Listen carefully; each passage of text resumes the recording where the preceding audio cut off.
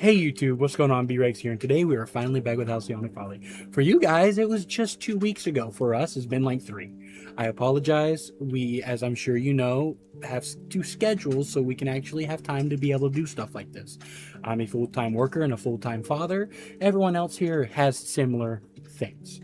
Now, I'm excited about this session because last session was phenomenal, and I'm excited to get back in Halcyonic Folly with these knuckleheads. Friendly reminder, we still don't fully know what's going on. This is the highest level I've ever been in a D&D campaign, period. So this is fascinating for me to learn all these new things, and we're going to ask a lot of questions. We're going to spend a lot of time trying to raw, which is rules as written, and a lot of times figuring out some homebrew that Sam might pull out of Sam's ass. Now, without further ado, I hope you all enjoy this episode of Halcyonic Folly. Righto. Alrighty. I shall mute.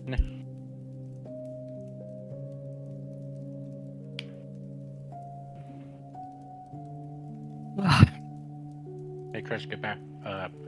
Guess what? Why did you start with get back? Chris, get back! I mean, guess what? What? No. What do those two things have in common? I don't know. Just listen. I'm trying. You fucker. Come on, it's tradition. It can't be tradition. I'm losing weight, which means I ain't got a monster. Oh. Any consolation, I don't have one either. I had my monster earlier, but I do have this. Ow. You know what? Hold on. I got y'all. Watch this shit. You ready? Ah! That was the sound of me opening a bottle of water. Funny enough, I'm losing weight and also having monsters, which is honestly surprising. But Well, I've that's not cut here all nor sugar there. out of my life as of. Are you that impatient to get started? He was celebrating the weight loss. I don't know why, but right now that's popping up as Leon's doing that for me. It's not me. I know it's more Yuri, funny- but it's just popping up. It's more. No, it's the That morph. startled It's the morph. It's the funny fact of that it happened when you said I cut all sugar out of my life, and it was just like, and it just sounded like a. The horn made it sound like a fucking roast. Like, damn. All right, I'm muting. Thing. So, to start it off with, the recap as normal. Last session wasn't too awful much. You all ultimately realized that the Archfey that claimed to be Sinclair's mother was ultimately gunning to kill him. So, after Quip had a little bit of a crisis of faith in his friends, moved to attack Sinclair, ultimately knocking him out of the way before engaging with the Archfey. Meanwhile, Rurik and Lisbeth rushed out to do the same, and it ended up becoming a full-on fight. Quip spent a little bit of time attacking Sinclair before ultimately deciding the Archfey was the more important target. And you all spent some time fighting her, with a lot of you taking quite a bit of damage and even levels of exhaustion. Ultimately, the Archfey brought Quip down, almost killing him before Rurik was able to come in, while she was distracted and bring him back up before spending a solid minute and a half berating this woman for how she treated Sinclair. Something about the words that they said ultimately pushed some amount of the mental haze she had out of the way, and ultimately she used one of her own abilities, one that she had intended on using on Sinclair to kill him, on herself. And that was where last session had ended. Which will bring us to now. All of you are still outside, many of you with a whole lot of injuries and exhaustion. In front of you, the Arcfey stands, a statue of mushrooms and flesh.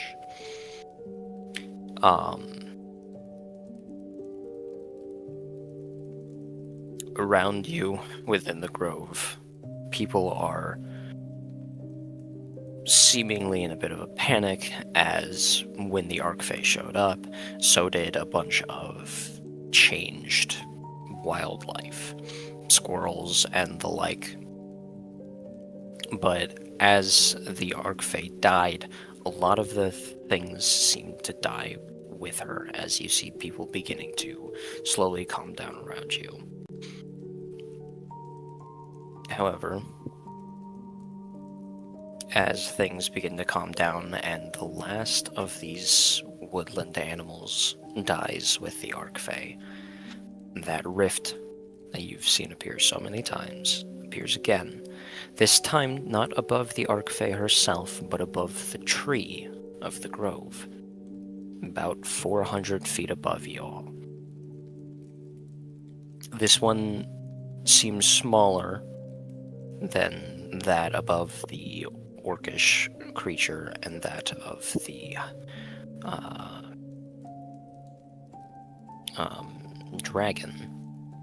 dragon hydra. But it is a rift in space nonetheless. As you finish fighting her, after you have your conversation with her, you all notice as the Oak Mother emerges from within the tree, looking scratched and bruised and a little worse for wear, but still alive. And she looks around in confusion for a few moments before looking up, spotting what... That got really loud. Oh, it's probably because of my microphone. That's exactly, yeah, that it kind of startled me because I wasn't paying, like, I was paying attention to the story but not to the screen, so I didn't see you move the headset, and all I heard was just, it went from like this to just suddenly just like this. It was a little scary. Sorry about that. Yeah, I was zoned out talking, and then I just look up and I see you and Mike going... I forgot that I had a face cam on. I'm looking at it now. I was not paying attention to the Discord. I was just listening, looking at my character sheet. But she eventually looks up, spotting the rift, and then looks over in y'all's direction and sees the statue of the Arcfey.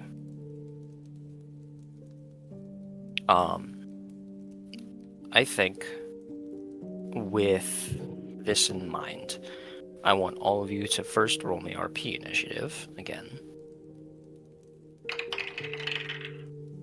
I got a 15. Huh, that's never happened before. Usually it gives me shitty number. 13. I got a 10. I got a 12. Rook goes dead last. Alright, so that's gonna be Sinclair, Elizabeth, Quip, Rurik. And I think with that in mind, well, with this, Sinclair going first is probably best. Sinclair, what do you think that you are doing when all of this is done and you see the form of what was your mother standing there in front of you? he's going to. He would proceed to go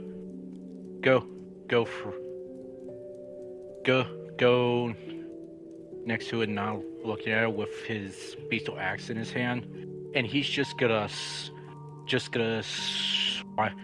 swipe below it to leave a mark in anger, and just proceed to walk away. Cause what just happened? He has just this full blown fury just looking at the statue, and he doesn't want to project it around anyone, so he's just gonna walk away after swiping at the statue as a mark of that person that he knew is just gone from his life. As you step past and you swing your axe at the base of this statue in passing, you feel that it doesn't have as much give as like a stone statue or something like that. But you do feel something about your axe as you pull it back out from the statue, but it's not something that you can quite put your finger on, not yet. Okay. With that brings it to Lisbeth. What do you think Lisbeth is going to do now that the fight is over?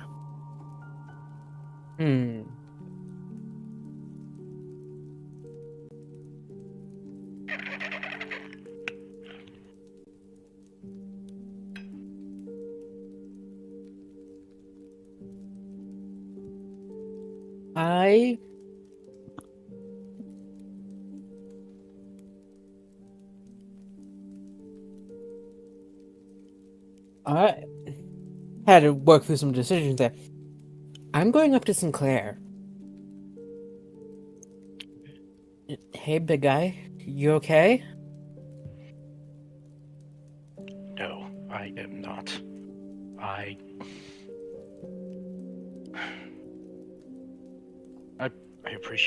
appreciate you checking on me, but right now I rather be alone right now after what just happened, and I don't want to throw my anger at any of you, because in the end, if I do, I'm gonna fucking regret it. So please, Elizabeth, please leave me be for the moment. Alright, well, you can always talk to me when you are in a better state. And then I think she's gonna go to the Oak Mother, so.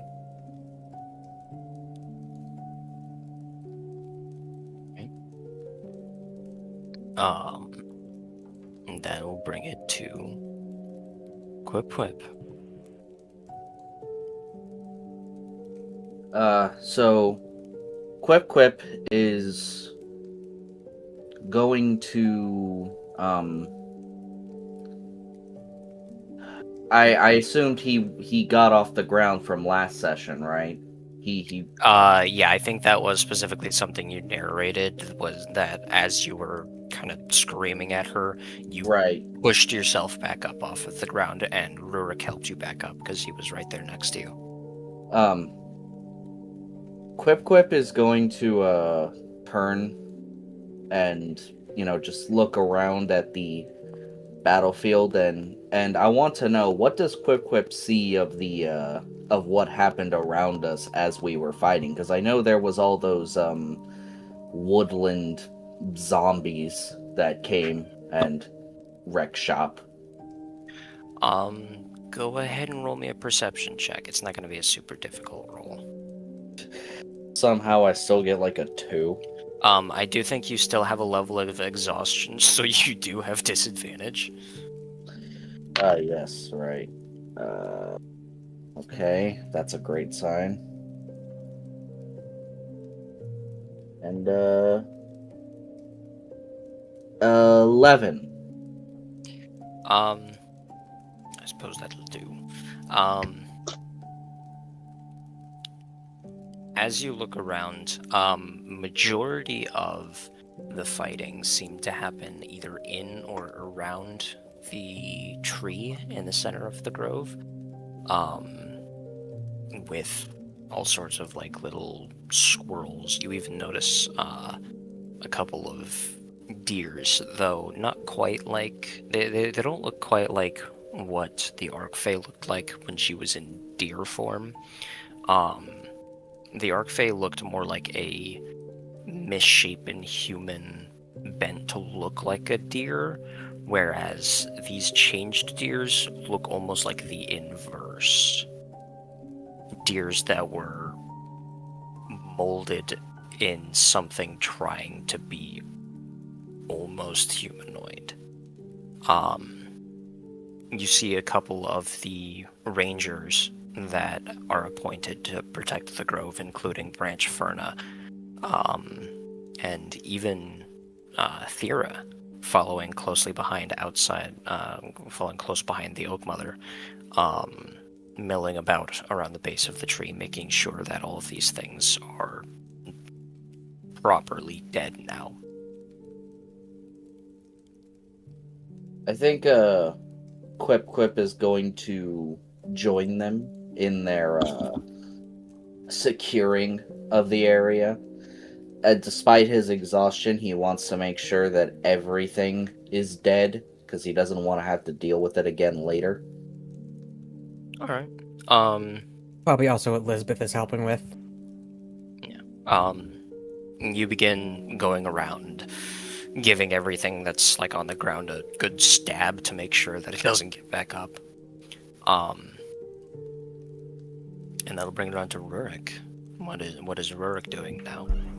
I think Rurik takes a moment to take everything in, everything that just happened, analyzing the grove itself, and I feel like he kind of growls quiet enough to where nobody can hear him, but then loud enough where everyone can, he begins to bark orders. Quip, Elizabeth, I want you to go to the Oak Mother. Make sure you can help any way you can. Sinclair and I are going to go check on my grave. Going to make sure everything around is alright. I think that's for the best. Alright?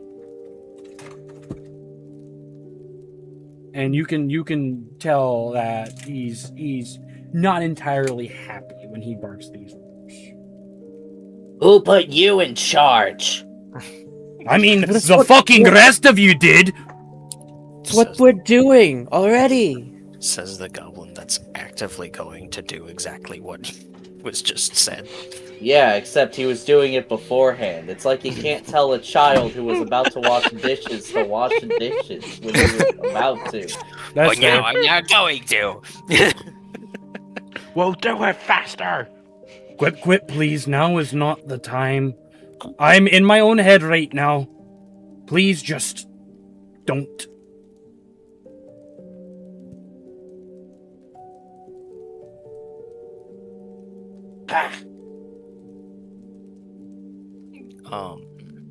I'm assuming that after that, Rurik is going to begin walking around the edge of the tree. He's gonna walk to Sinclair because he's gonna make sure Sinclair follows him. Alright.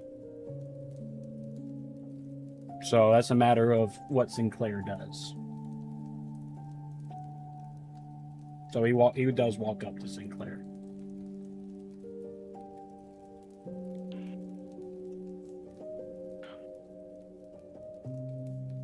What is it, Rurik? I did say the previous thing out loud where everyone could hear, including you. So I'm having a stroke right now. I was trying to form a sentence and then I just started stuttering. Well, I assume he's like walking near me, I think. Yeah, but I also said, Sinclair and Rurik were going to go check on the grave of the grove itself, and together, loud enough to where Sinclair could hear, so Sinclair would infer that's why Rurik's walking up to him. Oh. So it was just a matter of how Sinclair would react to Rurik barking these orders to him, and trying to get him to go. Oh, okay. He just stops in his tracks, and he just takes a huge moment to process what he just heard, and he lets out like a snarl, but goes anyway.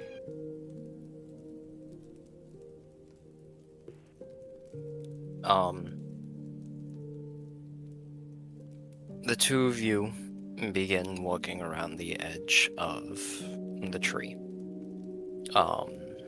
passing by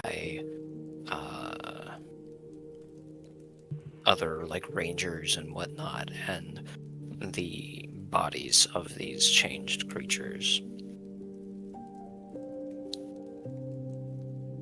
Everything is oddly quiet.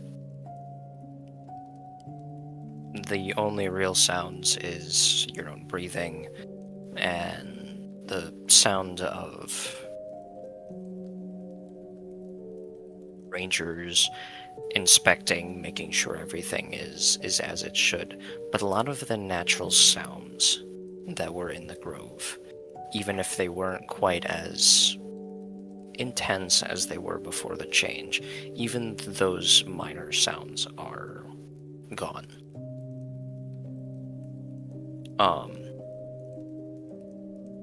As you step around to the back of the tree, the grave is still there.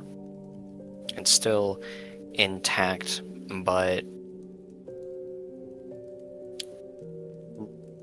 Rurik, give me a religion check. All right, my religion has a +5 modifier. I also think you got a level of exhaustion. Oh yeah, I got to do that with disadvantage, which kind of sucks. 'Cause I just rolled 15 for what- the first one. I'm pretty sure he either had 1 or 2. I had 1. Everyone, I think, but Yeah. Elizabeth had 1. Yeah, nobody ever got 2. The second one I rolled was a 10, so disadvantage got a 15. All right. I'm a little salty. A dirty 20 would have been nice. Fuck you. As you look at the grave, a lot of it still seems intact. It doesn't seem like it was destroyed or anything like that. But as you spend a moment looking at it, you can feel that some of what was there before is fading. Whatever tether there was between the grave and the spirits tied to it that were helping this place, they aren't gone, but their hold is weakening. So they're kind of dying. In a matter of speaking, yes. So whatever's causing this to break this tether, if it doesn't stop, Evelyn and Rhea, their spirits here, might cease to exist?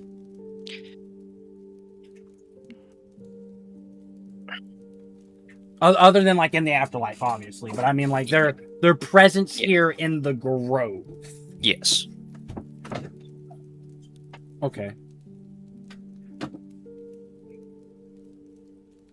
So, in other words,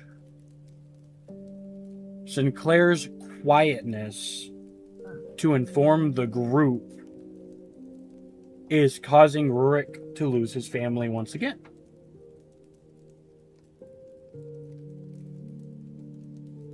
If that's how you want to interpret that. I think that's how Rurik would interpret that. Me as Chris, no, I don't think that's the case. But as Rurik, I feel like he would see this weak link, this fall through of information which if he would have known sooner, may have been able to form a plan or whatnot. I feel like he would feel that way.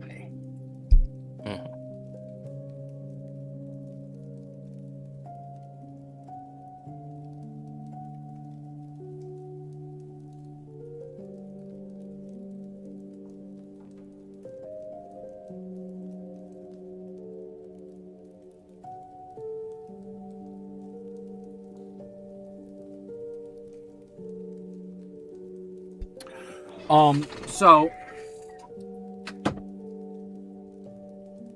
I think Rurik looks over Sinclair. I do think he'll have tears in his eyes.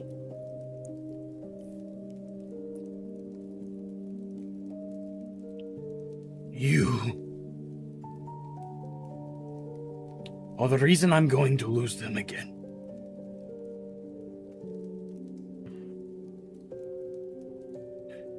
Because you didn't listen. I told everyone. Everyone, and even fucking Elizabeth listened. No more secrets. No more hiding. And you didn't say a fucking word. Not fucking one. Now the presents are fading. Whatever the fuck is going on here. And it's your fault.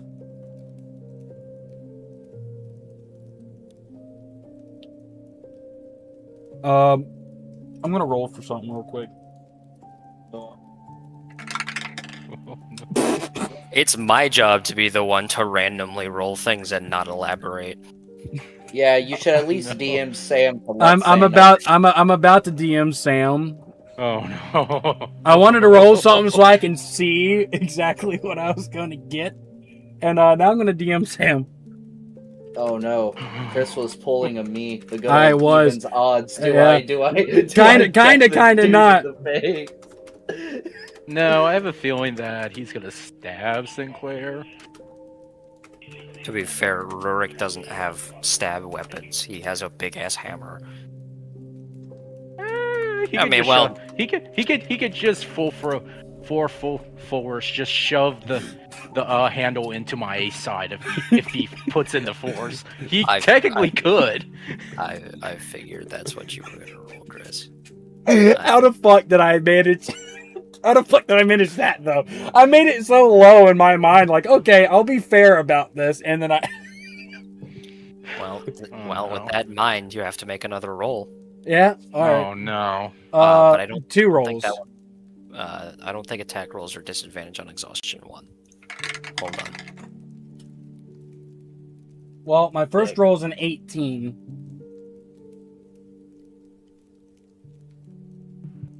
Oh no.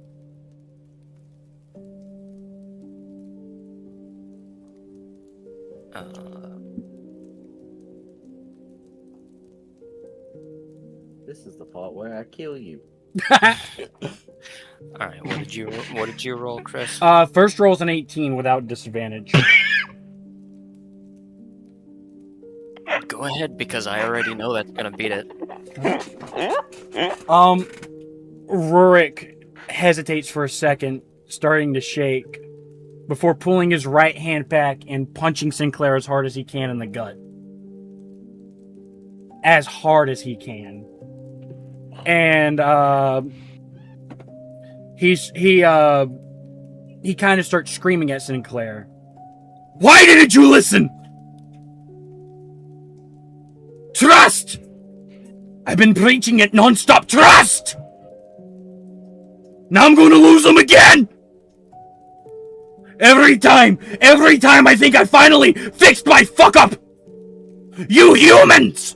Fuck it all up! Every fucking one of you! Everyone! You didn't tell me anything about your mother being an archfey. You didn't tell me anything. You know how I found out you were hiding things? Lisbeth told me you had information that you wanted to speak with me about.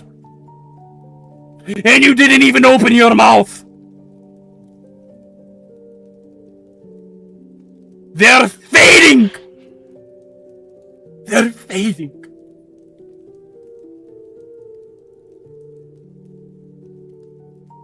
I trusted you. And you hid. You hid information. Some pretty fucking big information, too. I don't even know what to say. I stood up for you. I always have, even though I've hated your kind. For what your kind done to Evelyn. What they've done to Rhea.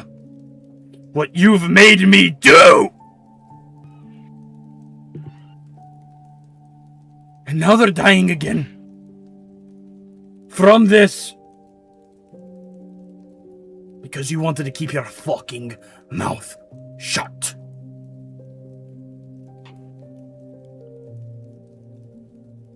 Prove to me I can trust you. Because right now, I wouldn't even feed you shit.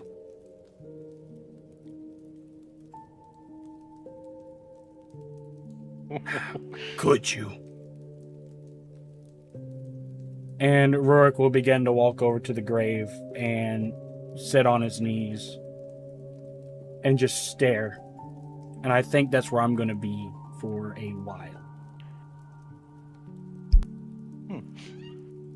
Okay. Alright, well.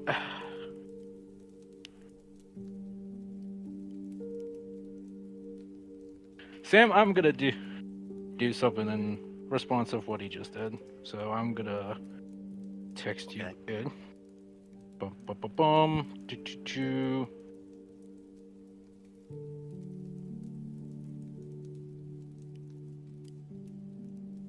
He cast Eldritch Blast. He cast Kill.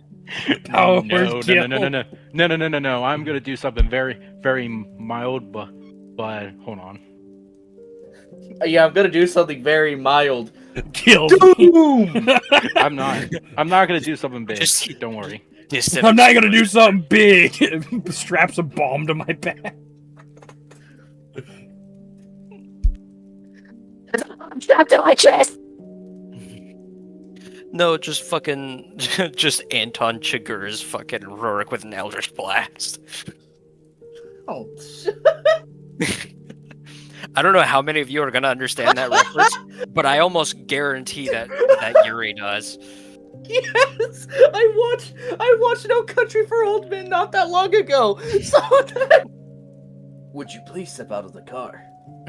Please step out of the vehicle. Why don't you have a police uniform on? Please step out of the vehicle. Okay?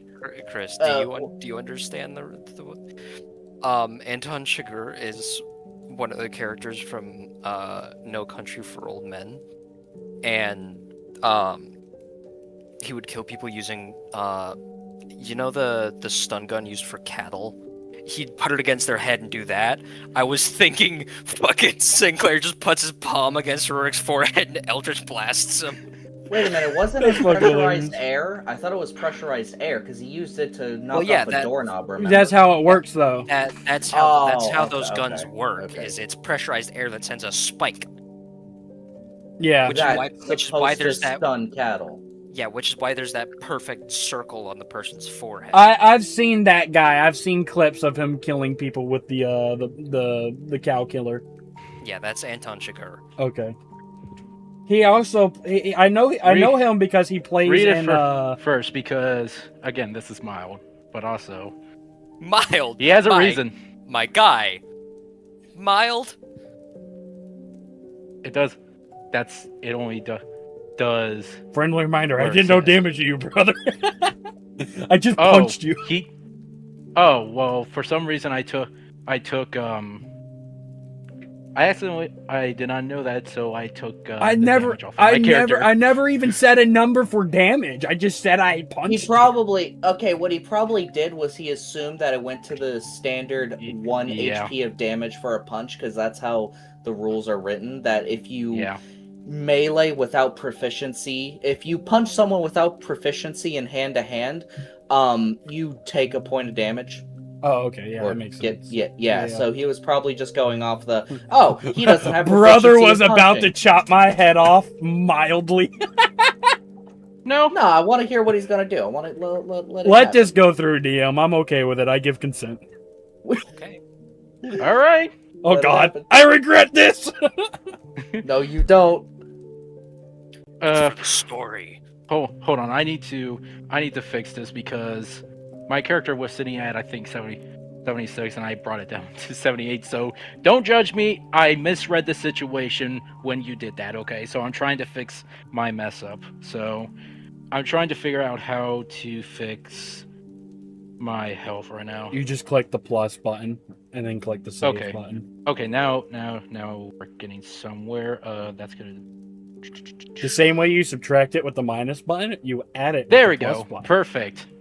So I deserve what's coming after that one. So here's the real question: would Rurik hear my character just getting just like very, very like I'd assume I industrially outraged? I would assume so. I mean, for one, it's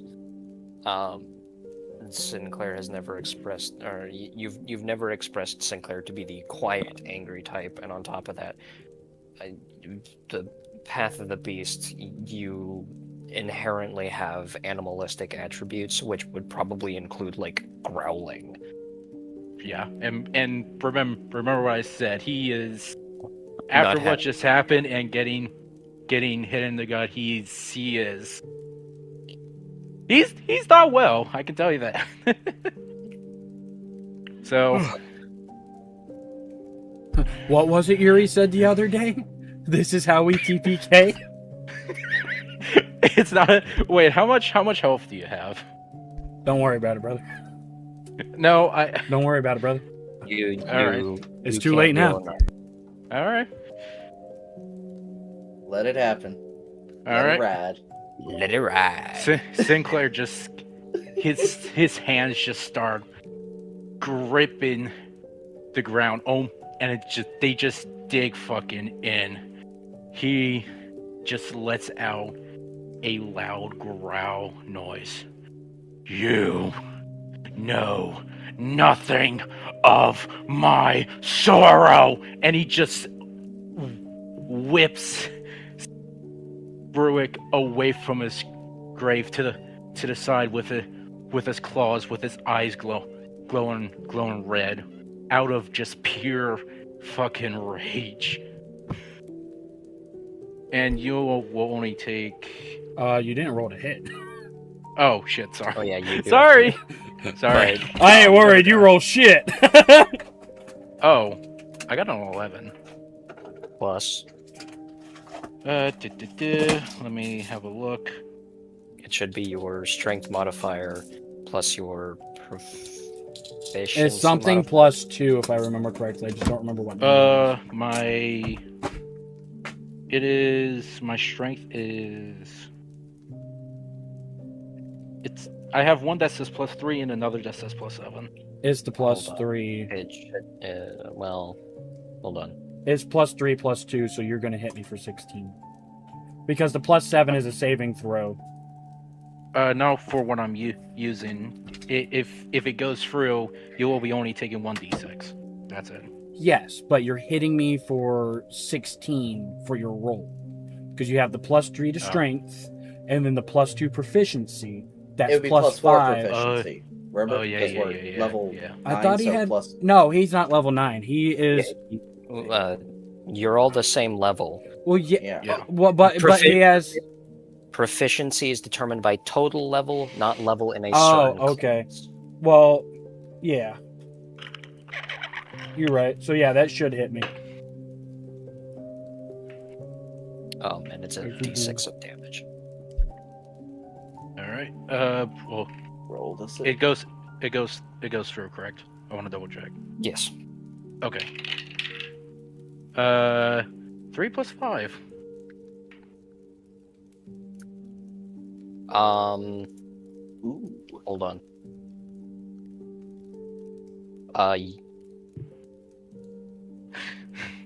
This might be a mistake, but I'm going with it. I said let it ride. You did. We gonna be like a cowboy at a rodeo. Woo! Okay. And I think at this. Oh wait, I'm sorry. Go ahead.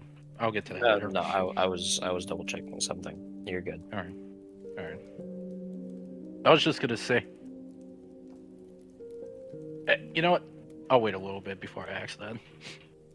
Let's see how this plays out whenever I can continue. And Rogue has a response as well. All right, DM. What's happening? You muted. What's going on? Yeah, I'm muted because I was letting Leon do his thing. He Ah. he fucking bitch slaps you with claws. I don't know what else you want me to say. Yeah. You don't know nothing of what just happened. You sat there. Actually, no. I'm sorry. Let me rephrase that.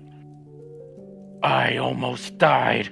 I get why you were angry at me. But you almost lost me to my own mother. And you had the audacity to go through and punch me and tell me that is my fault. You don't. I had already had a curse, and I also have this form, and now I found out something that I didn't know I was. My own sorrow has drooled over me, and now you say punch me. You have regretted this. Now my fury has been. You know nothing. And I would assume that the other two probably just heard this go down. If Yeah, they're close enough. Quip and Elizabeth, you probably haven't been able to understand most of what's been said, but you've definitely heard yelling from the other side of the tree. Yeah, I've been sitting here to like get in how loud have they been, because them yelling, I think Elizabeth's gonna come running. What about Quip? Quip is gonna look in the direction of the yelling, consider going over, but then just kind of shrug his shoulders and walk away. It's just not my problem. Yeah. Actually, is there anyone around Quip? Some of the rangers, the Oak Mother and Thera are nearby as well. Right, so Because Quip... those two are also kind of just checking to make sure everything is dead. Quip is gonna look at the Oak Mother and go, you know, if you don't stop them, they might tear apart your little grove even faster than that, one archlady we just killed. Just, reading consideration. And he's gonna walk off. Instigate. I gotta say, I'm fucking shaking because It's reading recommendation. What is wrong with you? Huh? Reading suggestion. That's it. Take that as a reading suggestion. That's the line. Oh, I thought you were yelling at me for something. I was like, what the fuck? No, I'm yelling at myself because now I feel Okay. like a stage director getting mad at one of his pupils for getting the damn line wrong. It was reading suggestion. What are you doing? Get off the stage. Okay. What I was saying is that I'm shaking because I've never done that with my character before. I'm fucking shaking. Well, I'll tell you this. Rurik does stand up, and he does pull out his warhammer. And as you do that, is going to be about when Elizabeth rounds the corner, to see the two of you squaring up.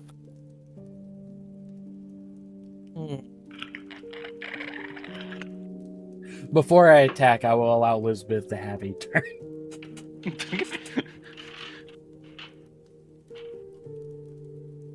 I have a question. Yeah. Does uh Sinclair's form count as magic? Like a magical change?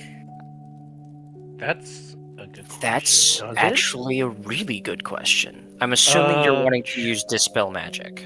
Yes. I can look up the rulings on that real quick. if you need. Mechanically, I don't like. I don't think it does in the book. I don't think it does either because it's technically part of him. So It's I a don't think it's class spell, magical. but I'm asking the DM in the sense who has a better control of what your thing is. I know. Dispel magic cannot turn off the Good beastly lord. rage in D&D 5e, according to what I just researched.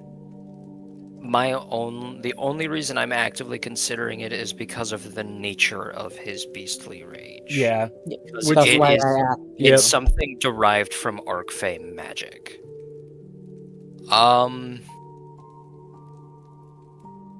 Here's what I'll say. I will let you cast it on him, and Sinclair, you can do a Constitution saving throw, Okay. and it will be at disadvantage, because of the exhaustion. Okay. So I'm You want- casting Dispel Magic on him. Yeah. So, Elizabeth, what's your spell save DC? Spell save DC is 16. All right. Sinclair, you got to beat a 16 with a Constitution saving throw at disadvantage. As a barbarian, you should have proficiency, so it should be your Constitution modifier +4 at disadvantage. All right. I got a 14 plus. It's originally +7, but since it's a disadvantage, it's a +4. Well, no, that's not what disadvantage is. Disadvantage is you roll twice, take the lower number. Alright. Oh, fucking 3. Shit. All right, you So- you fail, and I'll say that the dispel magic works for now, only because of the level of exhaustion. So Lisbeth yells, "Stop!" which is her word to cast it, and is going to run between both of them, and like the whole arm spread. You gotta hit me if you want to hit each other.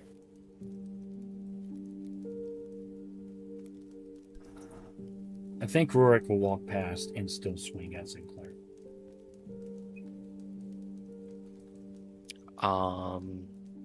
Elizabeth, do you want to try and actively do anything to stop him, or are you just going to try and bar his path? Because I'm going to try and stop him. How? Are you going to try and jump in the path of the Warhammer? Are you going to try and grapple him? You're going to try and,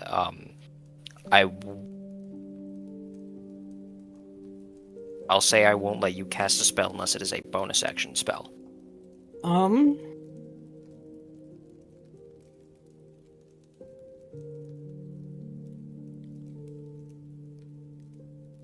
I have 2 ideas.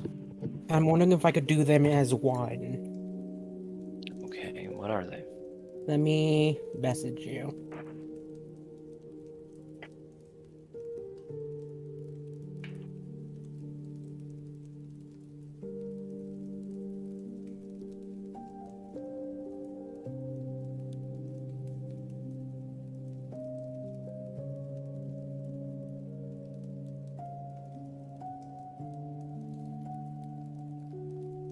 What is this? The Saturn burger?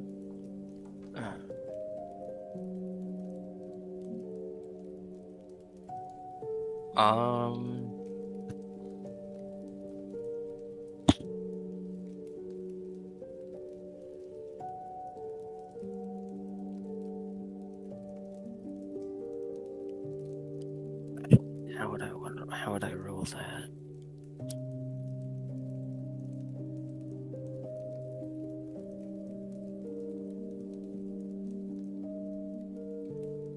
I will let you do one or the other.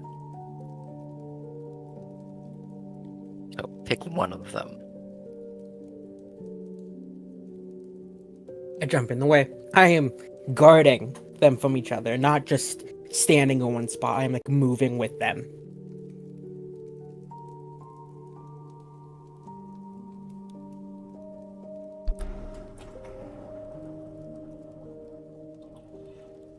I would like to cast at. Come on. Does this change by level? You cast using a spell slot of 3rd level or higher. You target one. Okay, so all it does is it targets more. So at 2nd level, I'm going to cast Hold Person on Elizabeth. I, as a reaction, cast Counterspell. I'm gonna rule that you did Dispel Magic as a reaction. Okay. I know it's technically not a reaction spell. But she did Dispel Magic. I did forget about So I have to beat the DC. Yeah. Which... Oh, I see what you're saying. Choose a humanoid. It's going to be Elizabeth. They're going to make a Wisdom saving throw. The spell ends when on a success. The spell ends on the target. I will say the reason I'm being kind of stringent about how actions are done right now is because you aren't in initiative. What's the oh my god, it doesn't matter. What did you roll? The spell fizzles. I think Rurik throws down his warhammer and just leaves. And I mean leaves. Gone. He's as far away as he can. He's not dealing with anybody. He don't care. Are you trying to go into the tree? Or are you trying to go to the edge of the grove? As far away from anybody. I'm not leaving the grove, but as far away from everybody as humanly possible. Because if I don't, I am going to kill Sinclair. I think the safest bet would be to go around and just go inside the tree. Alright, then that's what I do. I'll probably just straight up go inside, look around at everything, and just make my way slowly to my room so I can lock it and stay inside. Alright. And that's where I'm going to step out and allow everyone else to do their thing. Alright.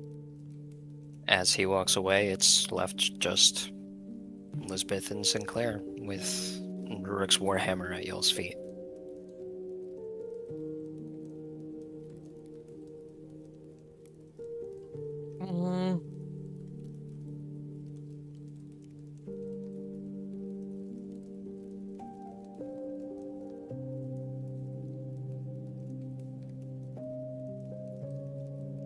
Elizabeth's going to turn around. What happened? She's now facing Sinclair. What happened?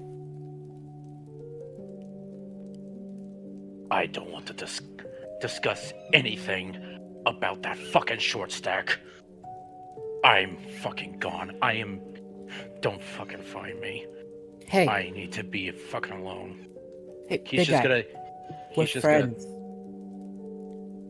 I'm on your side as much as I am on his. What happened? Well, let me tell you something, Elizabeth. Right now, I am not on talking terms with him. I don't want to see him. I don't want to look him in the eye. I had just the most dangerous experience just almost happened to me, and he goes through and punches me in the gut. No, I am not going to stand by it. I am going to fucking leave this grove. If he has any audacity or any remorse, he will come find me if he wants to talk. I am gone. Don't leave the grove. Just find somewhere quiet. We'll work this out. I said I don't want to be here right now. Then find somewhere quiet in the grove. Just don't leave.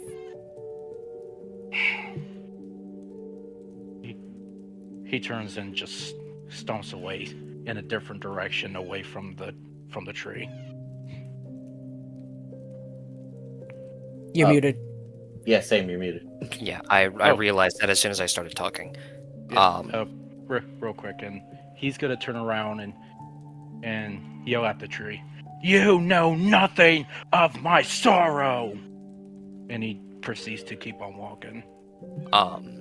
is he going to actively try and walk out of the grove and into the trees, or just away from the great tree? Severely, like miles away from the tree, but still stay in the grove.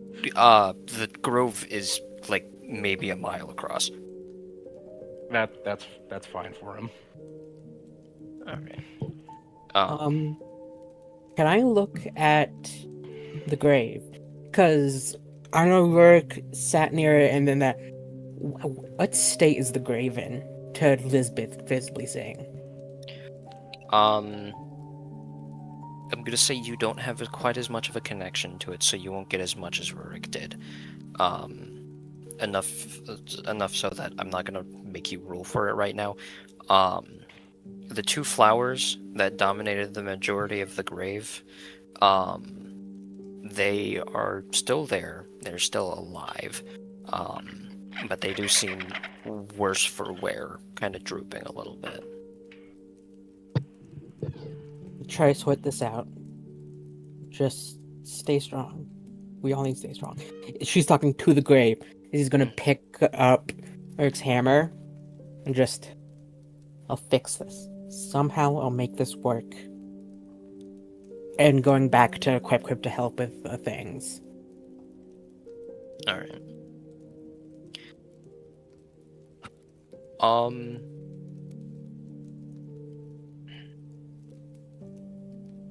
With that, I think we're gonna do a little bit of a fast forward thing.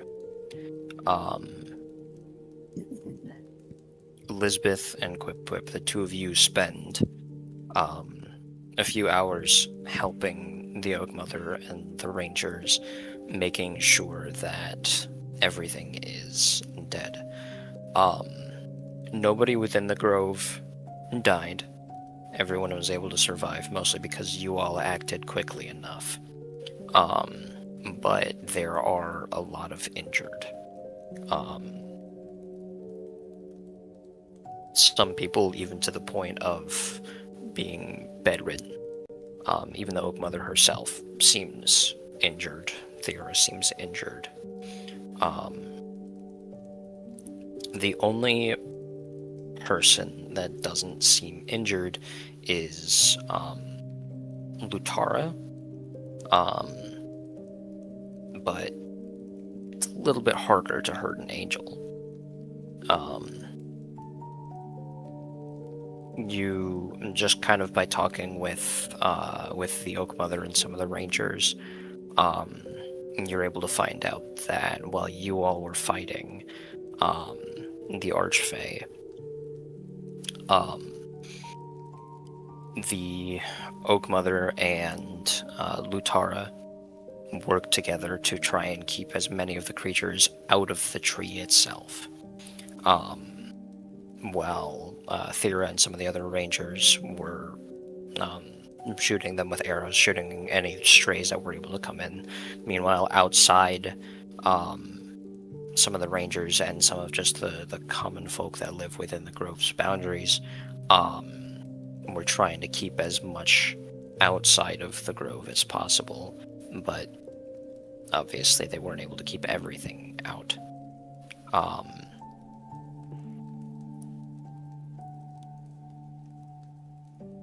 Lutara seems...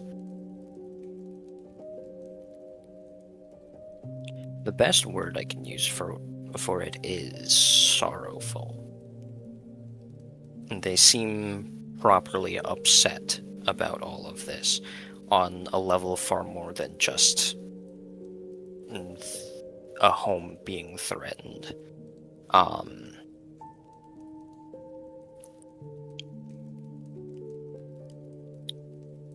Sinclair, I'm going to say that you ended up finding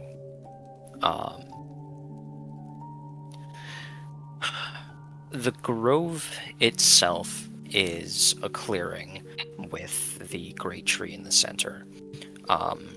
However, the forest does encroach in a bit on the boundaries of the grove itself. I've already established in the past that the changed forest doesn't start for a while past where the actual tree line starts around the grove. So I'll say that you probably were able to find a small little clearing in the space between the grove's clearing and where the changed forest begins, and you've been sitting out there for a while. As you spent some time out there, everything started to all the sounds that had kind of disappeared following the attack have slowly started to come back. All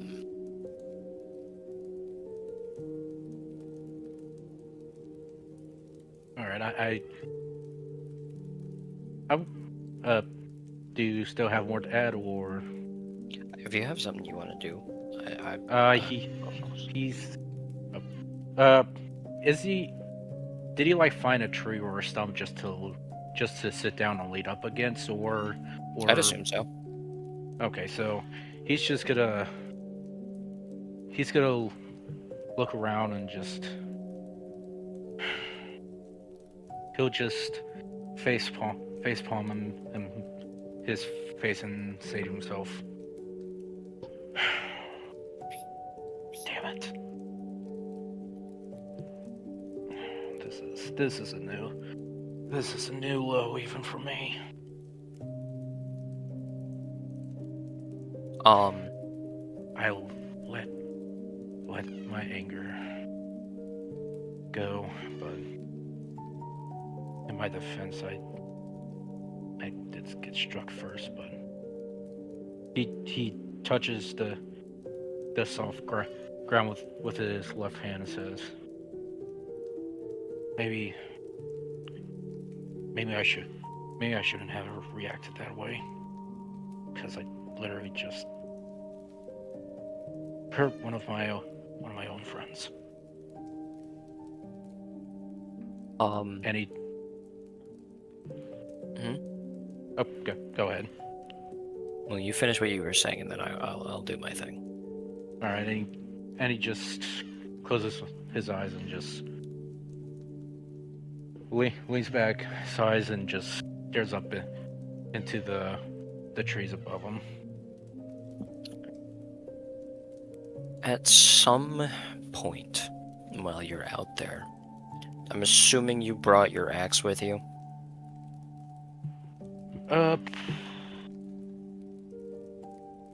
During the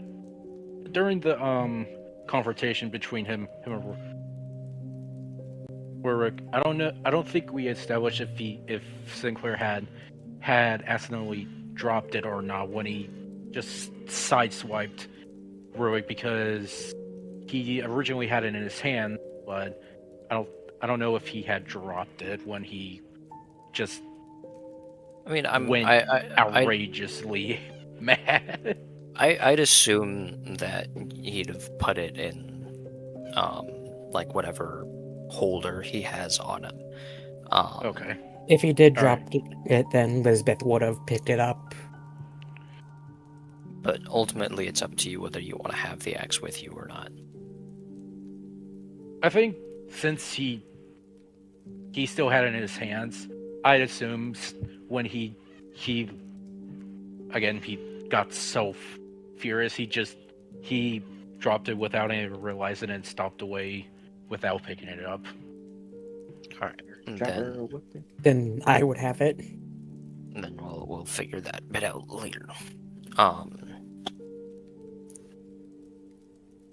And Rurik, you are in the grove, in the tree itself.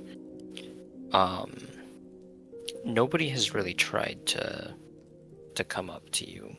Most of the people in the grove at least heard, if not saw, the altercation between you and Sinclair. And a decent amount of people in the Grove are at least somewhat aware of your connection to the place, and at least know that you are one of the people who have saved this Grove on numerous occasions by this point. And so they're willing to give you the time to sort of rest and have that time to yourself. I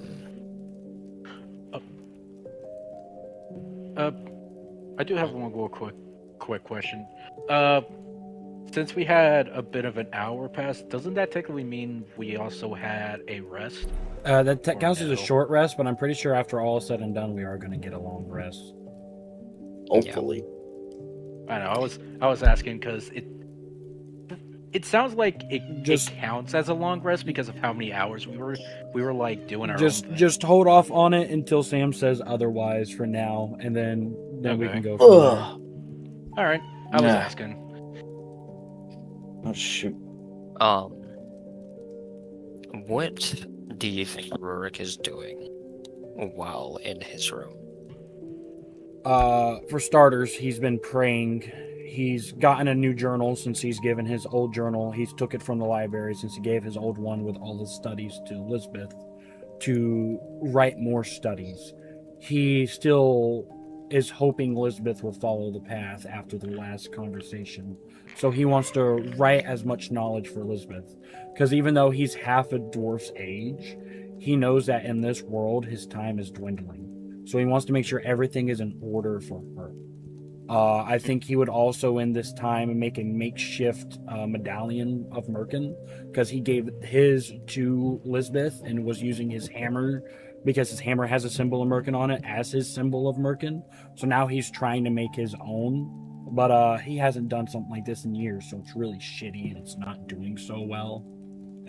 It's like if he broke all of his fingers and was trying to play with Legos. Like it's not the best.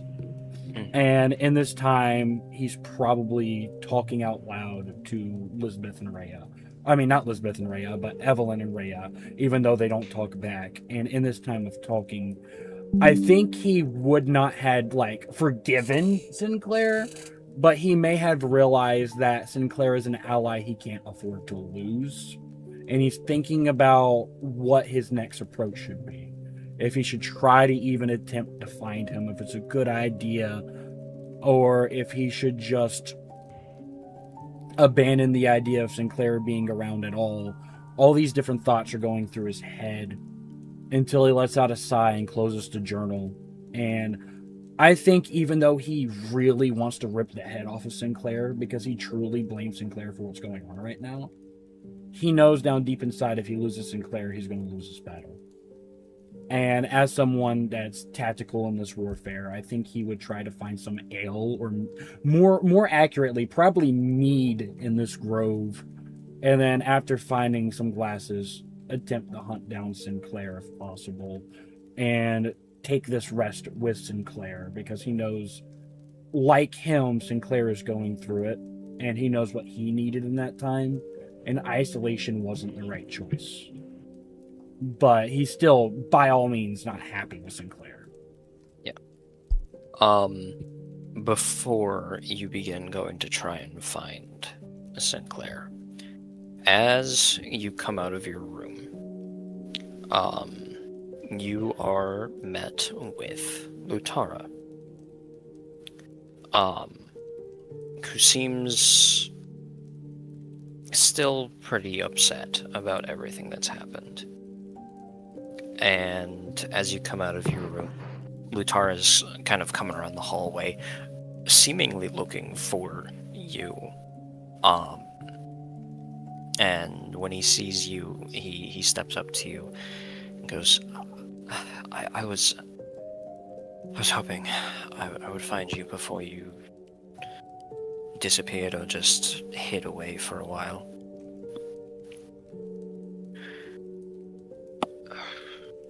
Rurik,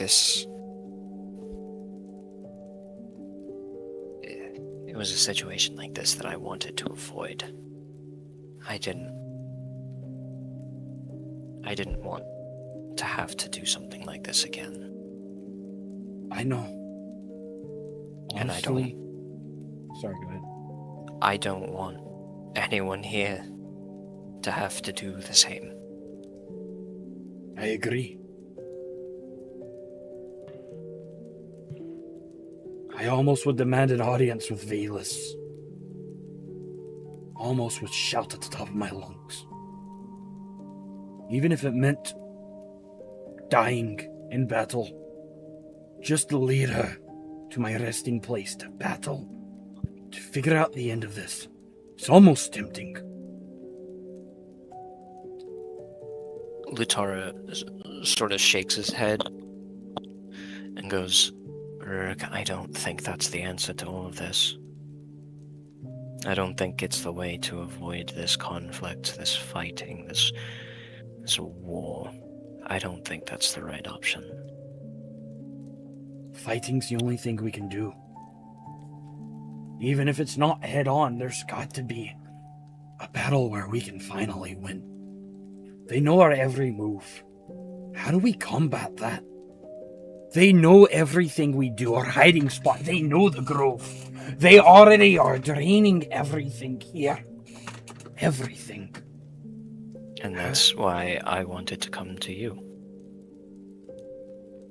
Rurik, as you spend more time near Lutara in this moment, when Lutara first emerged from the statue in the cave, they were overwhelmingly powerful.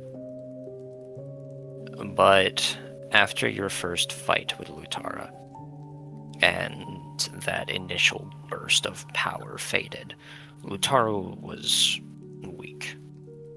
Pretty much on par with the power with that of a normal humanoid. Effectively just a person that glowed blue.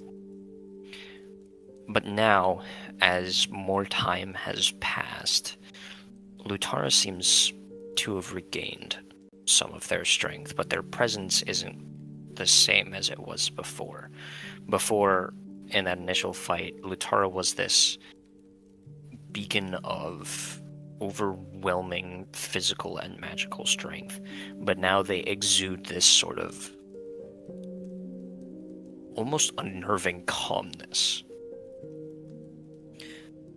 And they go, as I've rested, as I've come to terms with the fact that I'm an angel without a god, I've started to regain some amount of myself. I may not have a god to guide my power, but I have power nonetheless. And I want to use it to protect. This grove is... It's a bastion, but it's a bastion with walls that are cracked and crumbling. I know you can see it too. But I believe I can help the people here, but it will take getting them out of here. And I think I can do it. But where would they go? I've existed here for a long time. I've been all across this entire world. Something Valus and this author do is they change things. But there are certain places where there's only so much that can be changed. There is a desert on a completely different island. I think, judging by what I've seen of what Valus can do, that island may be left mostly unchanged. and it's far enough away that it's possible that they won't notice it. I want to try and get these people out of here and get them there. Get them somewhere safe, somewhere peaceful.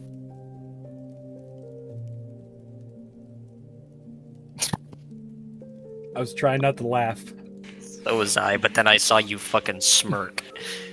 It was the only way not to laugh was to smirk. I was about to say, can I roll an insight check on him to see? I want to see if he has an honest intention of good. I know he's had a past. Am I still exhausted?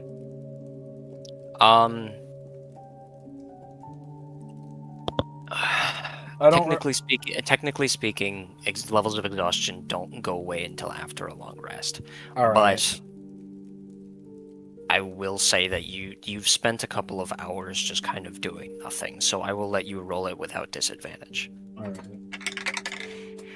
right. Fuck me. That's a 17. 13 plus 4. He seems to truly believe that he can do something to help protect these people. I think Rorik would smile. For once, feeling like something good is happening out of all this. But a thought will still cross his mind of, what about Evelyn? What about Rhea? They can't exactly come with. If we open a rift like the one in the sky, we can't just transport this entire location. What will happen of my wife and daughter? And as these thoughts enter his head, he takes a deep breath and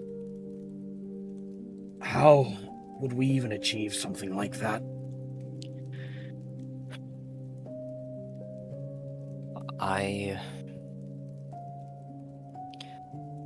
My power has been growing. I'm sure you can see that. Yes.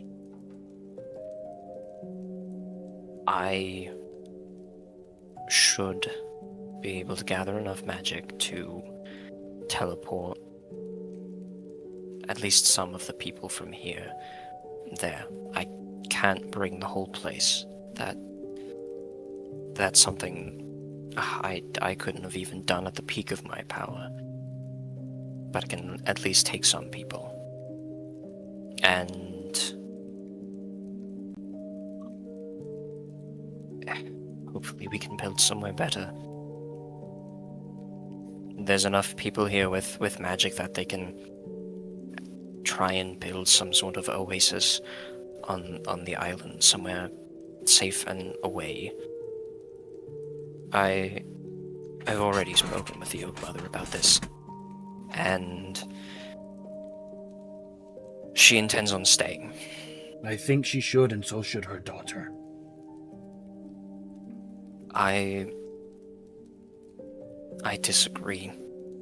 She's But not well. I disagree, but I understand. And so I'm not going to fight her on it. I want you to come with me as well. But I know this place is important to you too. What do you think will happen if we leave here?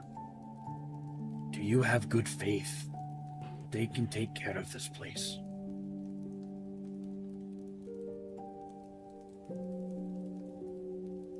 Explain what that means, because I'm having a brain fart. Like, if Rurik leaves this place behind, will he come back with it in ruins? Will he come back with no burial site? Will he come back with nothing left? I don't know. Alright. Then...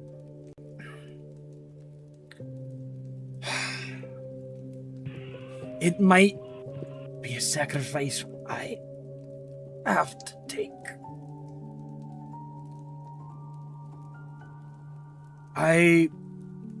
We need to gather. Sinclair, Lisbeth, Quip Quip, Tierra the Oak Mother, Sarkana, whatever he might be. We need to clear out a meeting room. And we all need to chat together. Do you think you can gather everyone else while I find Sinclair? He nods. And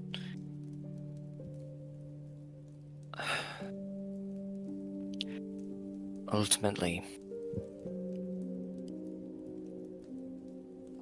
I want, above all else, I want all of this to stop.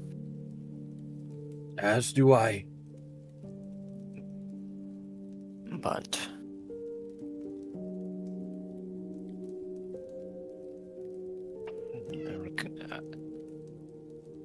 this is... I can't bring myself to fight more. And I don't want to see other people have to. You know, most angels of battle have less heart than you do, Lutara. It brings me joy to know somebody can have such courage, such bravery, to admit when they're at their end of war, and still find ways to help. He sort of chuckles to himself and nods and goes, well, I've seen a lot of clerics of war gods in my time, and by far you are one of the most compassionate I've ever known. I try. I do.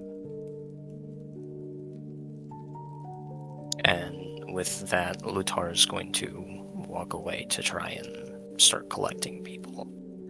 I think Rurik would continue his mission of grab a couple things of mead, hunt down Sinclair, even if he has to investigate and ask if anyone's seen him. But I do think he's going to temporarily try to avoid Lisbeth and Quip Quip in the fear of them thinking he's going to fight Sinclair again, just so he doesn't have to explain what he's trying to do. Alright.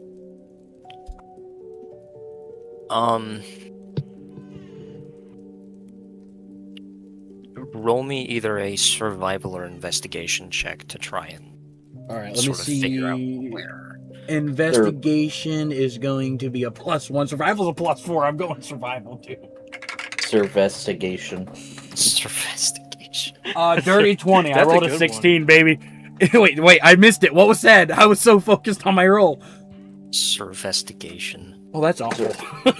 That's awful. But yeah, dirty 20 for a survival check. Alright. You're pretty easily able to follow where Sinclair went. Did I get the mead? Yeah. Awesome. Out of curiosity, Lisbeth, what do you think you would have done with the hammer and the axe? Would you still have them on your person? Would you have set them down somewhere safe? I think I still have them on me while I do the thing I told you.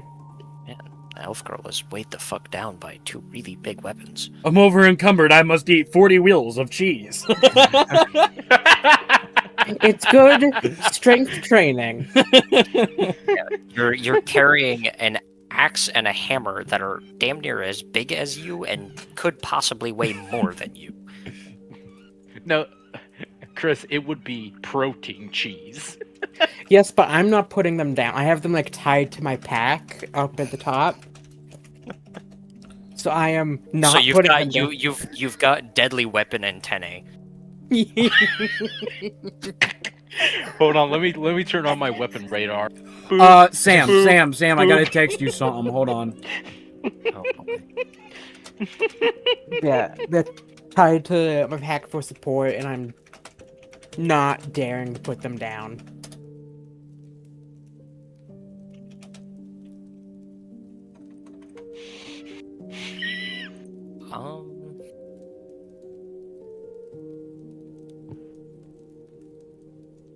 That's a good question.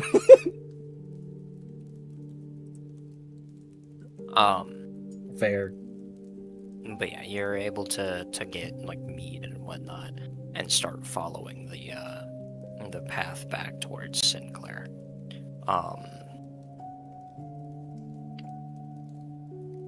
While you are doing that, is there anything in particular that Lisbeth or Quip Quip want to do, or people they want to talk to before Lutara comes to find you? Check on Thera, and then help druids with medicine, just helping the wounded, both to be an extra set of hands and to try and pick up some things, try and learn about this druidic medicine and such. Alright. What about Quip Quip? Where would you say Quip Quip is at the moment? Really kind of depends on what you want to be doing. By the time that like Rurik is getting ready to go and find Sinclair, it's pretty much been confirmed that all of the creatures are dead and whatnot. So majority of what's happening now is like cleanup and tending to the wounded. Okay. I mean, shoot. Okay.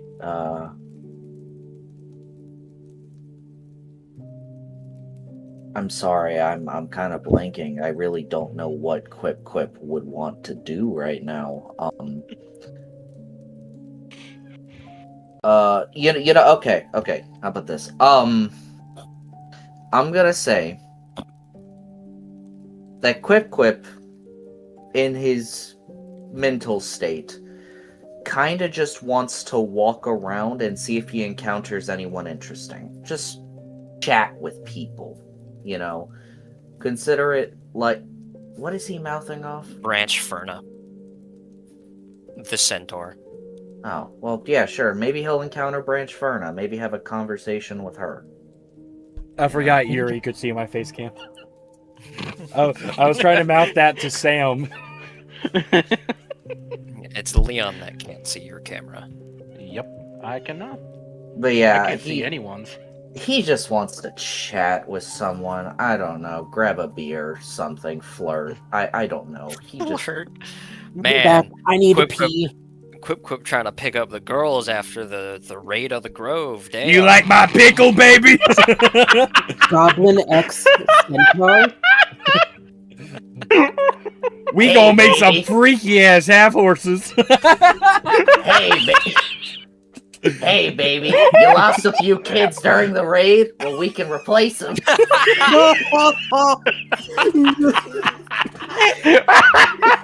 The one time I wish that we didn't have our profiles up and instead our face cams. That was Come on, That come on. better Let's do stay the in let's do final the cut of- noblin. It will. This entire conversation will be in the final cut. I just smacked my Good. microphone. I need to go to the bathroom, but you guys keep being funny. We're being funny because you gotta go use the bathroom. Okay. Go! Don't yell at me. I'm gonna ground you. God, now I can't get the image of a goblin centaur hybrid. Neither can I. Oh no! Ever seen a centaur this green, baby? Would it be called a globtar? A globtar? No, or a gobtar. It sounded like that was definitely a slur for retard right there. Globtard!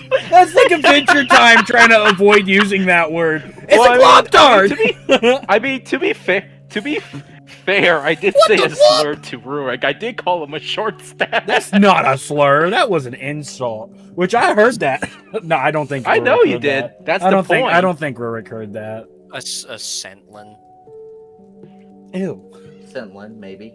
But yeah, Sentlin he's does gonna- make more sense. Sorry. He's gonna look for someone to chat with. If it ends up being Branch Ferna or someone else, if he runs into Lisbeth, I don't know. I'll let you decide who he's going to end up talking to in a second here. I would say that more than likely the main one that would catch Quip's attention would probably be Branch Ferna, because she's the only one that he's really talked to aside from the Oak Mother, unless he wants to go and find the Oak Mother.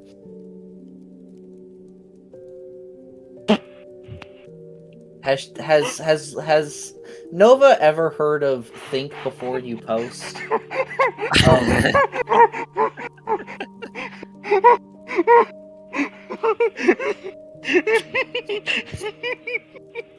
I just love how the tags. I love the more funny one is that that at the end it's just hashtag inappropriate timing, which makes it even better. Okay. I'm sorry. Okay, so he encounters Branch Ferna. Yeah. She's currently helping with the cleanup. She's one of the like biggest people in the grove, being a centaur. Yeah. So she's kind of being like, they've effectively got saddlebags full of dead changed squirrels on her back. All right, he's gonna approach Branch Ferna. Why'd you look?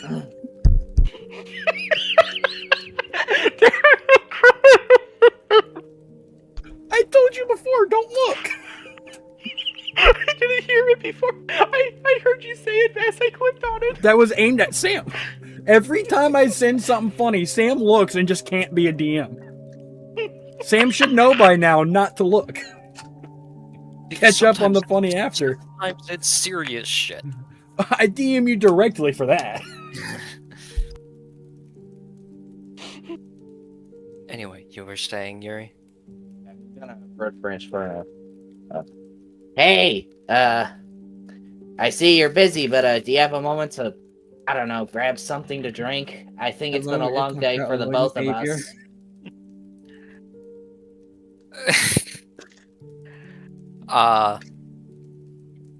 She glances down and she looks fucking tired. And she goes, give me like 10 minutes. I just need to dispose of these. And she sort of chucks a thumb back towards the saddlebags on her side.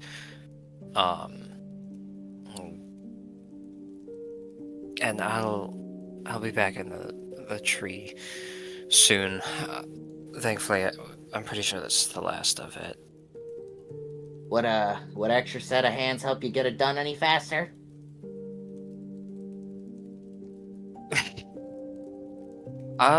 If you'd like to help me get it off whenever I get to the sort of makeshift gravesite we've gotten set up. I can assist there. Just show me where and I'll get these bags off of you. I can't... Man, the way that they use you like a workhorse. I can't imagine. I am half horse after all. Did I ever tell you about what I used to do when I was under the Black Dwarves? Protection, as they like to call it. No, I can't say you have. Mostly just that you were sort of shunned by them quite a bit. Initially, like most of the children, we were used as basic manufacturing, putting stuff together. I learned a bit about forging, but, nails, hammers, horseshoes, the kind of civilian equipment that they could trust us with, because they wouldn't dare let us forge weapons, of course. But as time went on, they eventually discovered I had a bit of a knack for the stuff, so they actually let me forge a sword. And he's gonna hold up the sword he uses all the time. This thing right here. They let me make this. Can you believe that? And it was the same sword I used to kill my boss. Sometimes they really don't understand who they're arming. But that was after I was used as, He kind of goes silent for a moment and looks down. That was after I was used as, an enforcer. I don't know if you know how, He pauses for a moment. I don't know what you know about how Black Dwarf slave societies function, but they typically like to use members of the races they enslave to, well, enforce the rules. Creates a bit of division, and, well, let's just say I did some unsavory things to my fellow people, and I've had to live with that for quite some time. But I then used this to kill him. And that was the proudest day of my life. It took a lot of my kinsmen a long time to forgive me, but we came around. Because we all had to. None of us could blame each other. We all did what we had to survive, but not the best. I'm sorry for the gloomy conversation, Miss Verna. I don't know what came over me. Anyways, I think we've had enough of corpses for a day. Let's get these off your back now. She nods. Eventually, I'm going to assume that through this whole like conversation, the two of you were walking. And just past the border where the natural trees change into the changed ones, there's a big pit dug into the ground.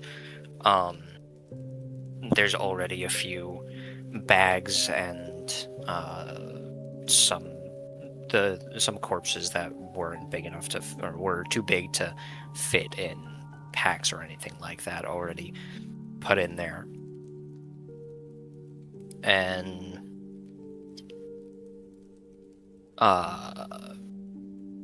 as you sort of help her like unlatch the bags and whatnot and kind of pull them off and put them in there, she goes,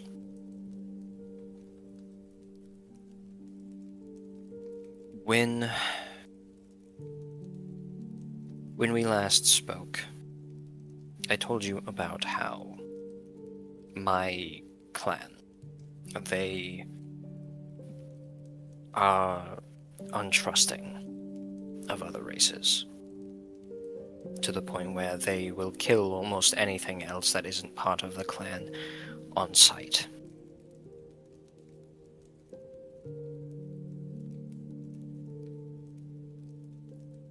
There was a time when our clan was young. And we were, well, as you put it, used as workhorses. Other races, whether that have been the fledgling humans, elves, what have you, it really didn't matter at the time. Doesn't even really matter anymore. They saw us as horses that could talk. And treated us as such.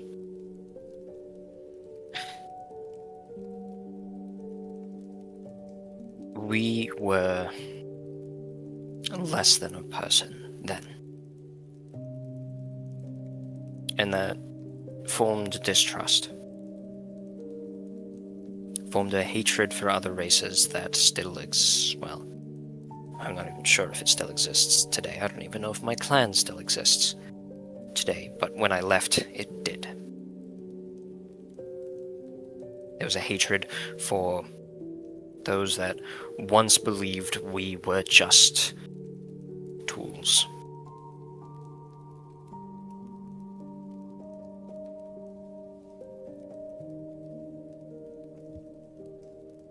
And that was what drove me away.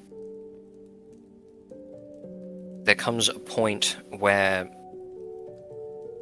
treating others as evil or the bad or what have you because of something they did to you, ultimately it causes a repeating cycle. It anger begets anger. Violence begets violence. You And that know, was- it's funny you talk about cycles. Sinclair's mom, the Fey lady we fought, the statue over yonder, she spoke about cycles, about their inevitability, the fact that you can't really avoid them, that you're all just a part of it. Did I ever tell you how much I hate the Fey? It's for that exact mentality that I hate them so much. It's because they all say that same thing. Back when we were in slavery, we knew a few wood elves that worshipped the Fae. Because, well, slavers, they'll sell their own. We had dark elf clients, human clients, black dwarf clients. Hell, don't tell Lisbeth this, but there were some high elves. And don't tell Rurik this, but there were some white dwarves there too. There were manner of all peoples there, willing to barter and sell one another. And we met a few that worship the Fae, and you know what those wood elves told us? They told us that their existence in slavery was a part of a grand cycle. Really? That's it? Just throw in the towel, say it's a cycle, and accept your lot in life? I hate that excuse. Cycles. I hate cycles. Because they are nothing. You don't have to be bound in a damn circle. Circles are not everything. Circles are not the only thing that exists.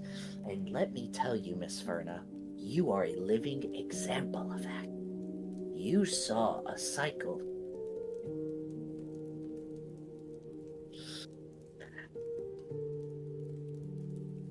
Sorry, I Okay, just I don't remembered. think I I just Sorry. remembered that Yuri could see the face cam. Yeah, exactly. Sorry about that. You fucked up both of us, you dickweed. I'm sorry. Yeah, we were having a moment here. I'm sorry. But you are a living example of that. Just as I am. Because you see, I could have sat there and said, well, we're goblins. It's our purpose. We've been like this for generations. But I didn't. People will tell you all the time. I used to hear this from the humans that would sell people. And ironic coming from them. But I would hear from the humans all the time. Life isn't fair. And you know what I have to say to that, Mrs. Ferna? And he's gonna kind of like walk up to her, grab her by the hands, and, kind of try to stretch up his toes to kind of get closer to her face. I say, make it fair. I say, if life isn't fair, then you bring fairness into life. Would you disagree with me, ma'am?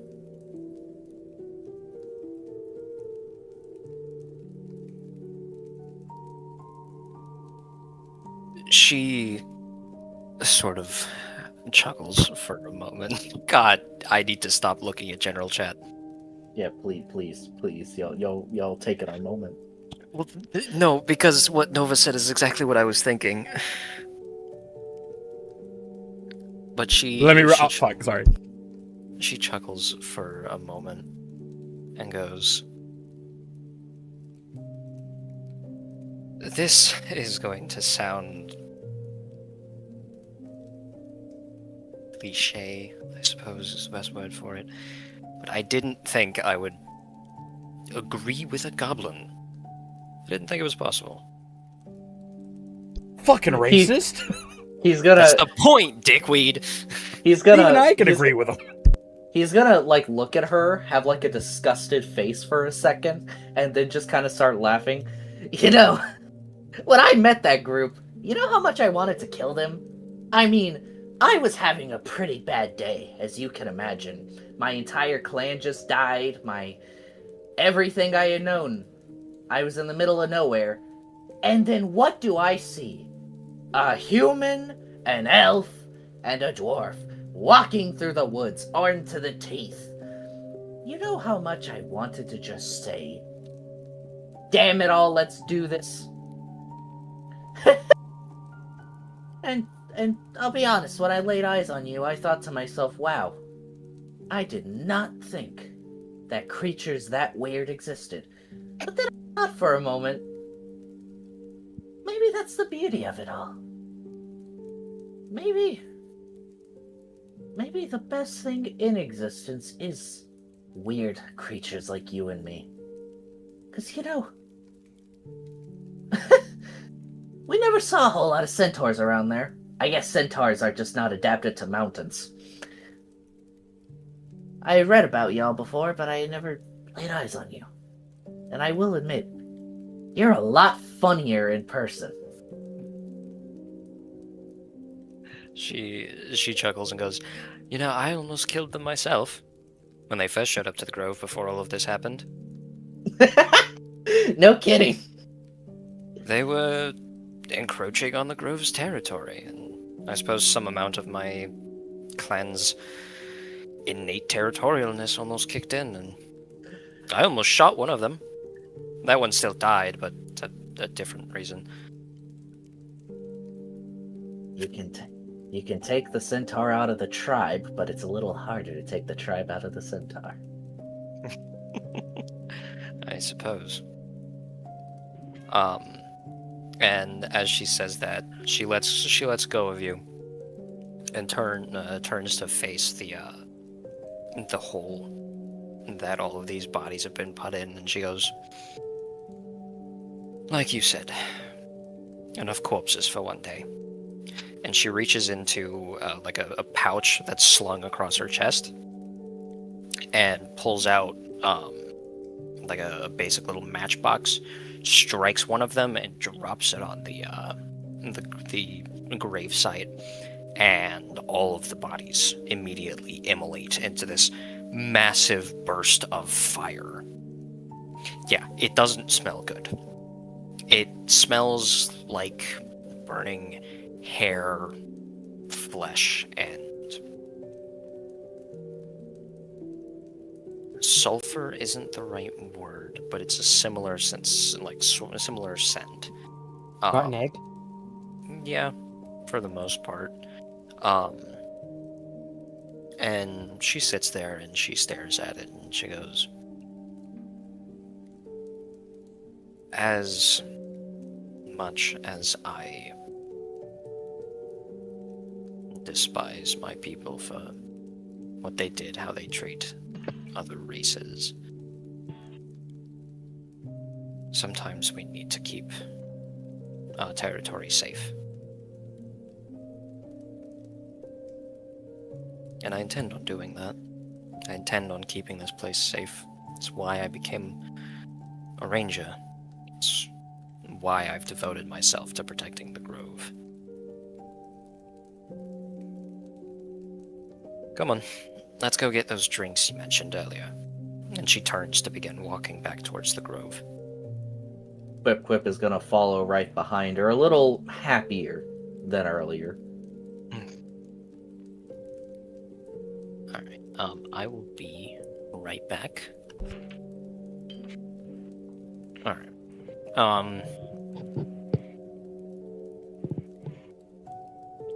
So let's see. Quip and Ferna return to the tree, getting meat of their own. So let's go ahead and cut to Rurik and Sinclair, as Rurik eventually finds the clearing that Sinclair was spending time at. I think Rurik would walk up and just stand in front of Sinclair and stare at Sinclair. Blank face, no rage, no joy, no happiness, nothing, just a blank face. So your face cam keeps fucking up, Sam. What do you mean my face cam keeps fucking up? It literally keeps saying that I'm having trouble loading your face cam, but everyone else's face cam is fine. Here, let me hit it with a... That somehow fixed it, and that angers me. My 7G internet couldn't handle the face cam. But yeah, that's what Rurik does. Okay. Sinclair looks at him, and He gives off a bit of a frown, but he doesn't like get angry at him. He just says, "What do you want? Are you here to give me another hit in the gut again?" No, I was thinking about punching the spider behind you. Real clever. Look, you believe I don't understand what you're going through, but I do. If I didn't, I wouldn't had punched you.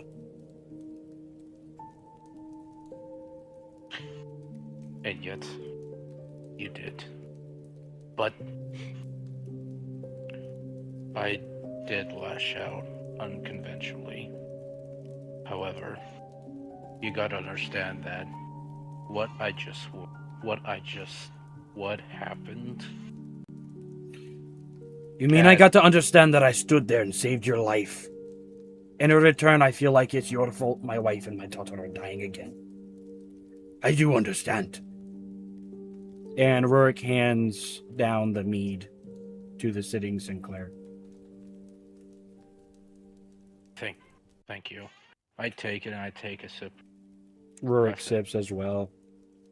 And I said, that's not what I was going.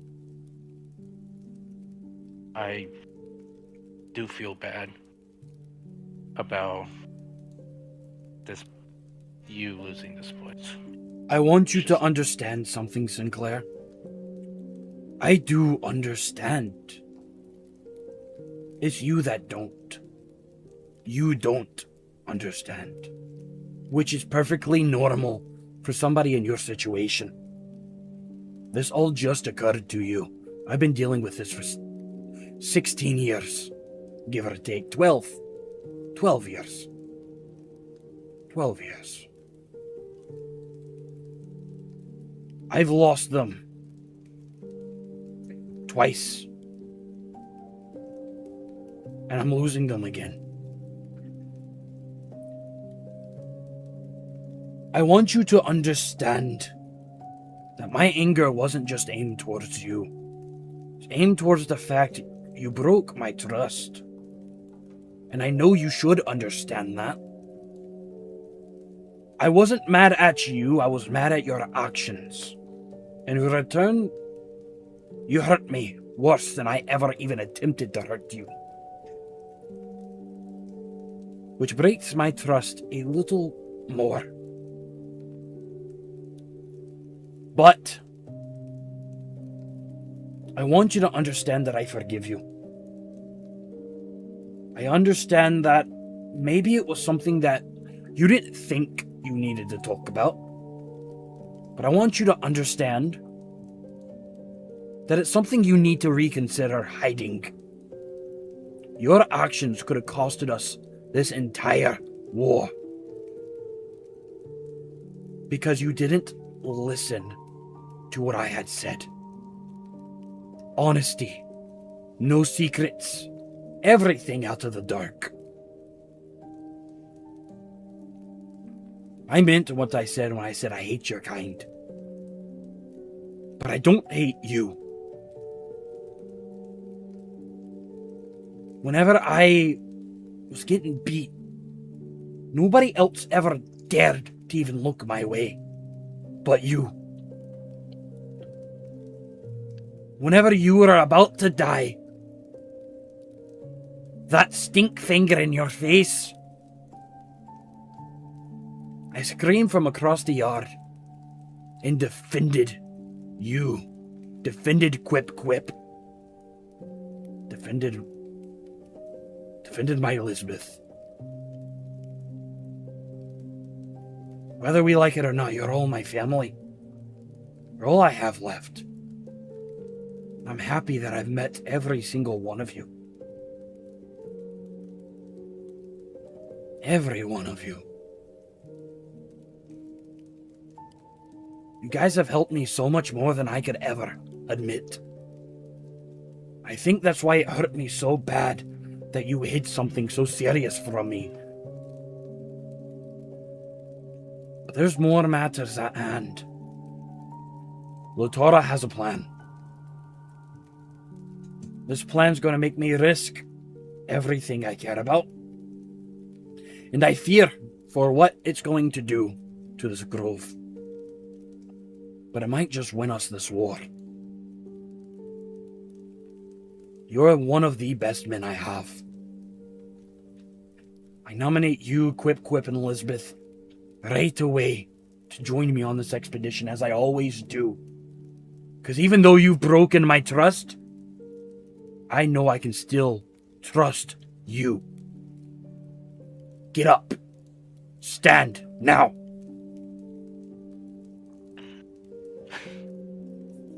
Sinclair stands up with just a slight tear in his eyes, but takes a sip of the meat that was given to him. I'm old enough to be every single one of your father, if not your grandfather, Sinclair. You know that? I don't get pissed at any one of you because I hate you. It's not because I need you. It's because I'm scared of losing you. Losing all of you. Including that Quip. I know I just met him. But I know that man has defended me and I've defended him. Back where I served, that made you a brother. You defended me from the start. And I sat there defending you. I expect nothing more but honesty from this point forward. From you. From everybody. No secrets. Because a secret will tear us apart. You've seen how it almost did. And even after discovering the secret, it still almost tore you and I apart. That's what they want. So stop letting them win by keeping your secrets.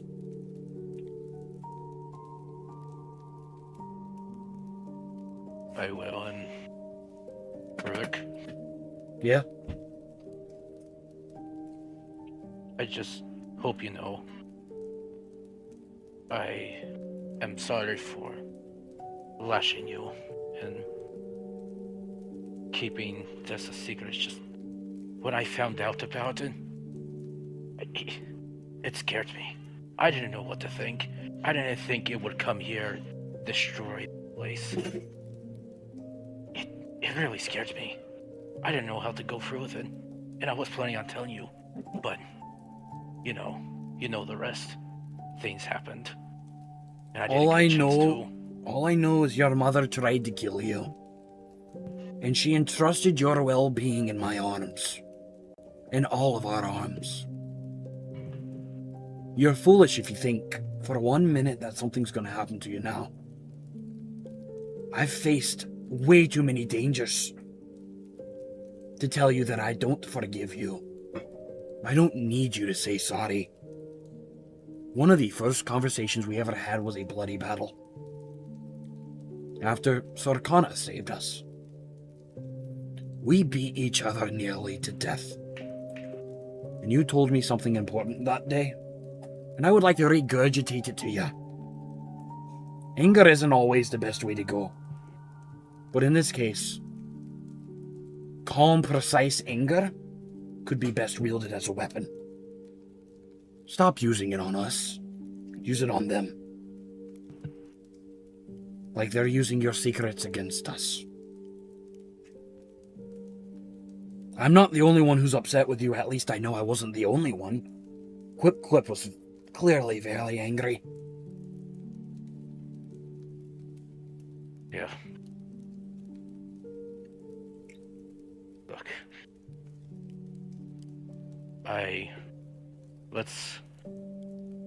Let's do this expedition. I want to at least try to help you save this place. I don't know Even if there if I is a die saving this trying. place. I think you have genuinely doomed my beloved. But I also know You're one of the only chances I have at saving this. Saving Eternium. As we walk to the grove, to Lutara, where they will be giving the description and telling everybody what we're going to do, I want you to tell me everything. From point A to point B. Every breath you took while I wasn't with you. That way I can see if I can ever trust you again. And I think Rurik will finish off his cup in one chug. It wasn't much. It was a small cup. He brought both of them. And instead of like throwing it and littering, he puts it in his backpack. And I believe he would gesture for Sinclair to begin walking. And they would both begin to walk to the grove while Sinclair finally fills him in if Sinclair decides to. He is going to fill in. I am gonna explain a little bit, but I'm gonna keep it as short as possible, if that is all right. I mean, if you don't want to regurgitate it, you can. Since I, as Chris, know, you could always say you do explain it. But if you do want that character talk where you do the role play, you can go for it. I'm sure Sam wouldn't mind. Sam likes to listen to us for some reason. All right. As Sinclair walks, he says, "So, what happened was you know how I was guarding that cave a while back when you guys went to investigate." You mean after I almost died? Whenever I went to Eternium? This has been going on since then? And you haven't even thought about telling me? Hold on. That's not where it started. That is where I saw something that I thought was one of those putrid, disgusting... The twisted ones. Yeah. I didn't think of it at first. I didn't think it was nothing. I thought it was just those creatures. But then, when we were here, you guys were doing your old thing, talking with the oak mother in the tree. Hold on. I do got a question. Sam, does Rurik know what an archfey is studying gods? Because aren't archfey technically the god of fey? Many Fae do revere or many elves, in the past do revere the Archfey as gods. So I'd say you probably do have at least a moderate understanding of what they are. Alright, so I probably did infer that the lady we fought was an archfey and not just some random powerful, like, Veilus ordeal. Okay, I just wanted to double check. That way I knew how best to approach the situation with this roleplay.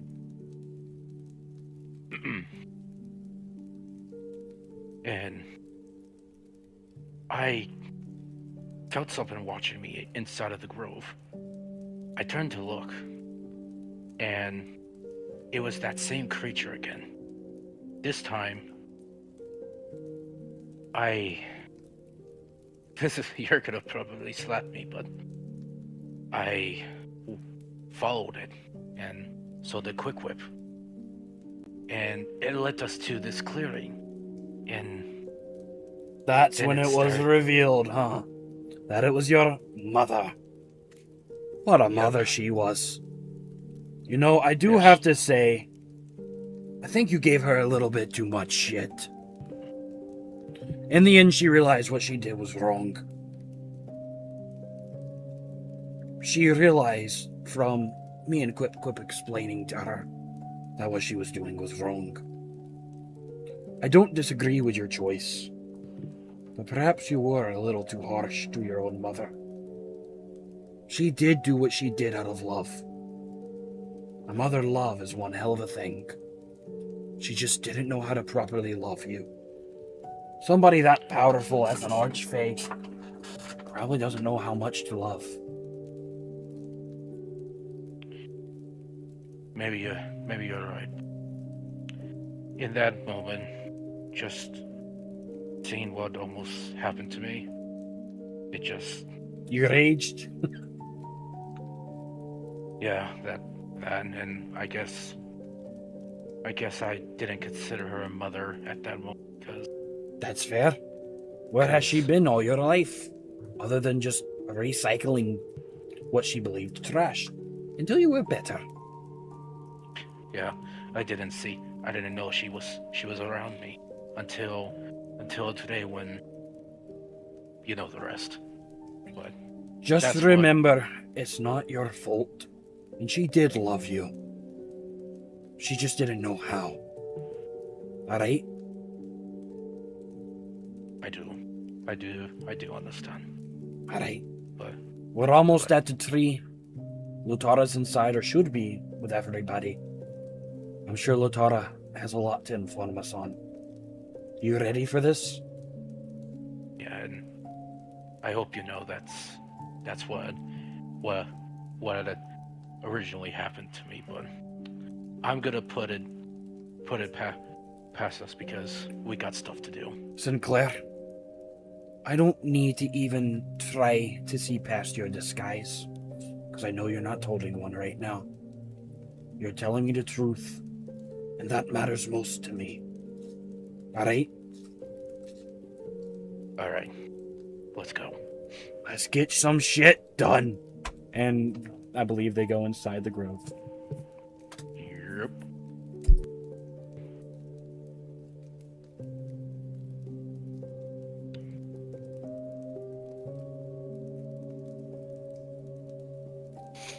All right. I'll say that while you two were making your way back and whatnot, Lutara was able to collect the Oak Mother, Thera, Sarkana, Lisbeth, a couple of other people from the grove in the Great Tree. Quip Quip is already there with Branch Ferna. And they're just awaiting you at this point. Rurik, as you return with Sinclair, Lutara notices pretty much immediately and gives a nod. Has everybody kind of situated at a table in the center. That's actually made up of like 4 different tables, with seats all around. Sir Arthur, are you here? Can Quip Quip bring a drink to the meeting? Yeah. I had sex with a senator! Oh no, Are at the meeting table, absolutely plastered. Yes. Fucked We're gonna completely see a up and drunk fucking, goblin. maybe?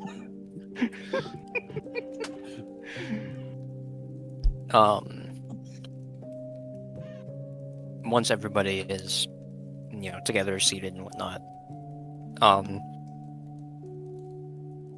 Lutara kind of repeats what he had explained to Rurik about, the grove is already kind of not exactly lost, but it's a target, and that he believes that he can get at least some of the people out of the grove into somewhere safer.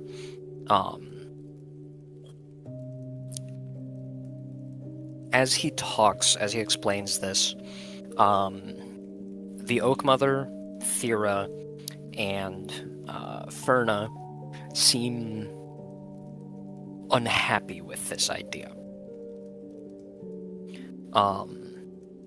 And as Lutara speaks, eventually the Oak Mother pipes up and goes, This place may be a target now, but this place is a home, Lutara, that we can't just leave.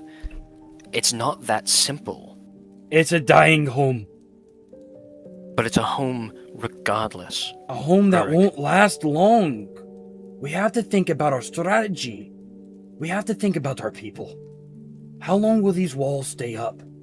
Evelyn and Rhea, they're vanishing slowly. What protection will remain? I don't want to see any of you perish here. It might be our best bet to survival. Even temporarily longer. At least it's longer enough to make some sort of plan. I hate it just as much as you do. But what else do we have? Can we trust this island adventure? Are we sure? Are we sure about this? Why are you turning German, my guy? I'll be sure about this one. Yeah. I'm Hey, positive, Quip, that I put all my faith in Lutara. Lutara has been here for almost just as long as you have. And I can tell Lutara isn't going to put us in a trap on this one. If Lutara feels like this could do some good, I trust Lutara.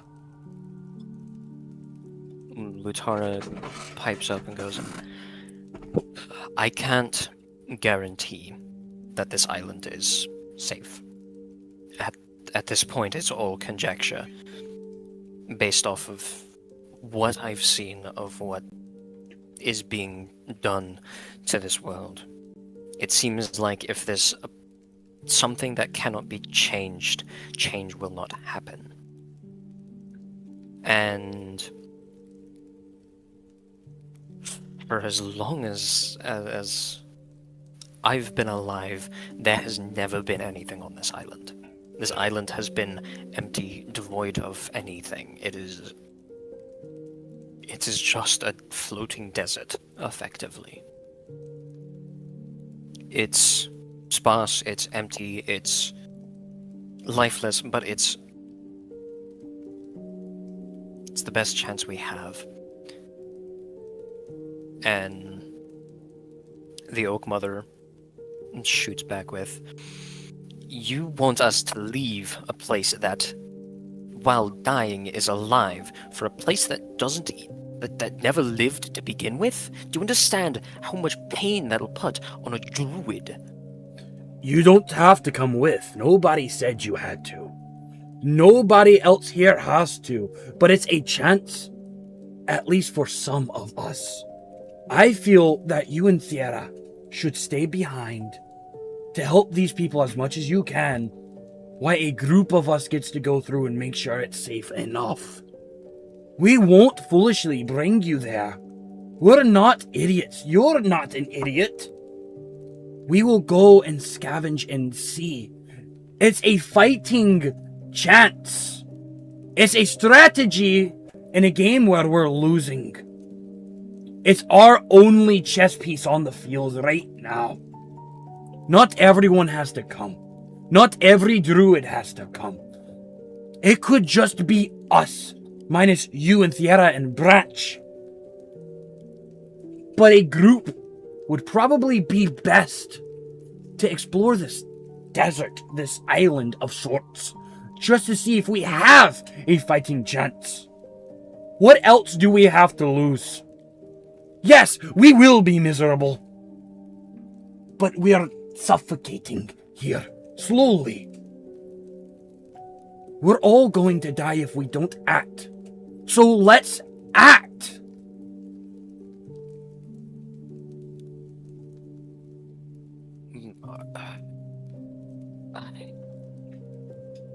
Lutara goes, I've spoken with a lot of the people here about this idea. And there are some people here who want to come with. If the place is safe like I hope it is, they are willing to come with to brave the island and set up somewhere safe. And he kind of steps around the table over to where the Oak Mother is sitting and sort of kneels down beside her because, like I've already established, Lutara's fucking tall. Yeah. And he kneels down and he goes, I respect your wishes to stay here. I wish it was as simple as saying, I could protect this place.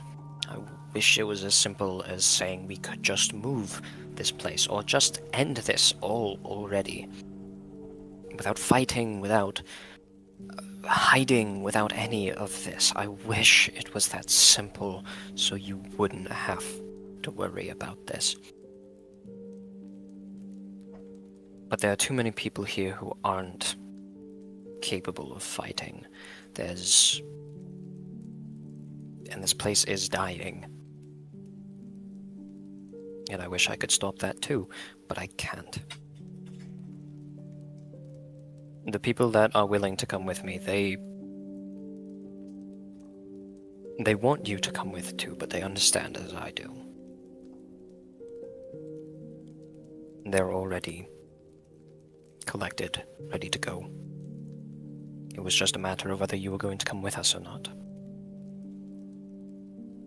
And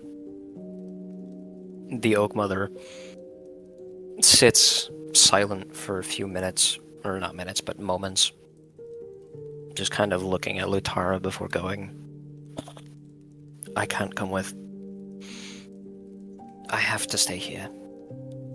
Dying or not, this place has been my home for as long as I've been alive, and I've been alive for a long time. If I die here, I would rather die here than somewhere else. I agree.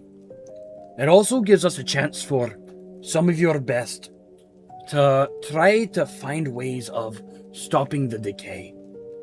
I can feel Evelyn fading. And I'm sure you know what that means.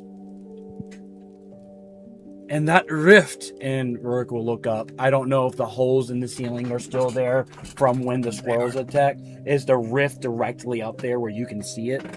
Yeah. It wouldn't hurt to try your best to research that. Figure it out. Because now that's 3. 3 that we have caused. By slaying these people. These key figures. If you can figure out why these are coming, why these are showing up, it might better aid us in figuring out how to stop them as well. I mean, Sierra was in one. And you see what it's done to her. What would it do if it somehow engulfed all of us, all of you? What world lies beyond the veil? I think we research it. 2 separate teams. One here, one on the island. But communication. How do we contact? We can't exactly just strain Lutara and jump back and forth. Does anyone have any idea?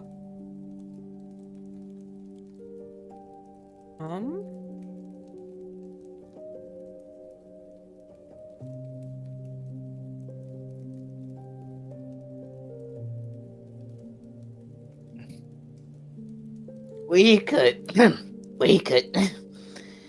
could always, try, carrier pigeon system. Quip, then this world? You remember the smoke? I don't know what you want from me, man. Nothing. We got a lot here. You're good, brother. You're good, but we here won't be good for long. And I know you're a good enough ally to join on this quest. I know for a fact you can stand your ground. And I'd be proud to have you on the field with us. Even if it is in the morning when you sober up. But I know you're a good warrior. That's why I try so hard to keep you around. You're good enough in my eyes, in my book. So I want you to tag along. Because I know, at least with us, there's not much that can stop us for some reason. So I break the group apart. This is a good chance to help people as a team. Together. As equals. You don't gotta give a hero speech to convince me. I hate sitting in the same place for too long. Reminds me of my home. And I don't like home. I really don't like home. Was that a throw up or was that a drunken hiccup? Spurner reaches over and pats Quip on the head. Are you two? Never mind. I don't want to think about it. Thank you, Which Pony. one's the dominant? Damn, y'all missed what I said. I did. I said thank you, Pony. Thank you, Pony. Don't mention it. I think Rurik would look over to Elizabeth and reach out for his hammer. Elizabeth has been completely silent this whole time and is deep in thought to the point I think when you touch her, she actually like startles and jumps. Huh? Sorry? Hammer, please. Yes, and is gonna hand it over. Whenever you hand this over, I'm going to linger it in your face a little bit. And while I do, hammer! No, I mean I'm looking away from Lisbeth. I'm just holding the hammer to the side, and when I do that, I am in a perfect position where Elizabeth should see the engravings for the first time. And under that, in those engravings, are the initial S and Q. So, Rurik, from that position, will hold his hammer up and put it on his back. And he double taps everything on his body just to make sure he has everything together. And... Alright, soldiers. From the moment we've met... Did you just raise your hand? Yes, I and Elizabeth are raising a hand to Alright. finally speak. Alright, Rurik shuts up and just looks over. Sorry. Go What ahead. if we Oh, could sorry. move this place? But theoretically, it would be a type of teleportation circle. My parents should have the knowledge. It's just the power. We would have to figure out the island first before we could even attempt to think about this theory. We have to be thoughtful, piece by piece, brick by brick. Lutara and I already had a similar conversation before I had him gather everyone up. I heard that. I don't want to leave this place behind nor its inhabitants. I mean, it's very clear why I don't want to leave this place behind. But we may not have a choice, but we may have a chance. And Rurik will walk forward, extending out both arms. And then would look at Lisbeth before continuing, just to make sure there's nothing else Lisbeth would like to say. We would have to figure, yes. But I don't think we have to leave this place behind for good. I agree. It would have to exist for a while without us, but surely... The Oak Mother speaks up and goes, I can do what I can to keep this place alive as long as possible. Maybe the city has something. It had some sort of magical defenses, probably. We cannot They go would have back. to be powered by something. They were powered by the mage. The magi that we slaughtered foolishly. That was their barrier. Valus tricked us into freeing that barrier. The last thing that was keeping the city going was the magi that you all killed. I'm not even thinking like that barrier. I'm just thinking something has to power that place. That place is gone. Every last vestige of what made that place function is gone. It's pretty were in much just gone. It's It's off a the map. wasteland now. Even the buildings came alive, brother. That shit was traumatizing. There has to be something. We will figure out that something the moment we find that something. The longer we think about it, the longer it takes for us to get on to our rest to actually be ready for this. I agree with you, Lisbeth. I believe it is possible. It has happened in the past. where people have been able to teleport larger things. Of course, I don't think anything this scale. But we also have to think what would happen if we did teleport this to a desert where there is no life. But we must get rest. So we're gonna go to this desert and scout it out, try and make it livable for people to come over. If it's a place to be able to make camp and get a head start on Valus and this Arthur, then it is the best way to save this grove, the best way to save this place. If there is a chance that we can make that headquarters in some way, shape, or form, or discover something in our aid, it is what we should do. Then I'd like to make a suggestion. Go ahead. I would like to stop by Dragnar Manor before we go. It's full of information, I feel, and they're just gone. to slowly work. You remember how close it was to the city? It's gone. Everything that we have seen and touched and been around is gone. We cannot risk resources and our lives to go back. There's no way. Now's the only time we can march, and it's the only path is forward. We can't go back. There is no going back. It's gone. This is our only chance. We have to take this. It goes quiet again and is just kind of thinking and is looking at Thera.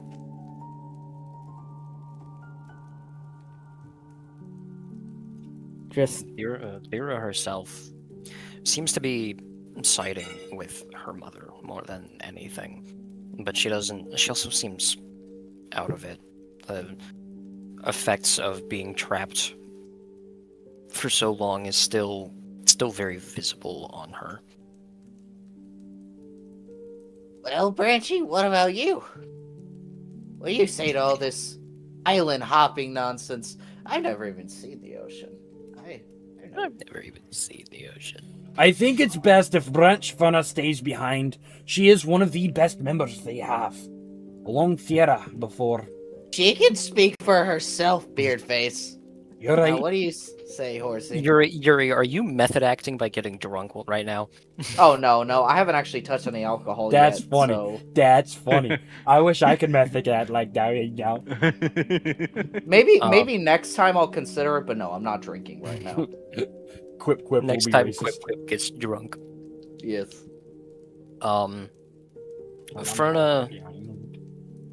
Ferna's also a little drunk, but definitely better off than Quip simply because Quip is tiny and she's a horse. Yes, yeah, exactly. Baby, I want to ride you all night long. She goes, I think finding somewhere safe is the ideal choice. But this is my home as much as it is the Oak Mother's. This place took me in when I left my clan. I owe my life to the Oak Mother. And if that means that I have to be here with her when she loses hers, then so be it.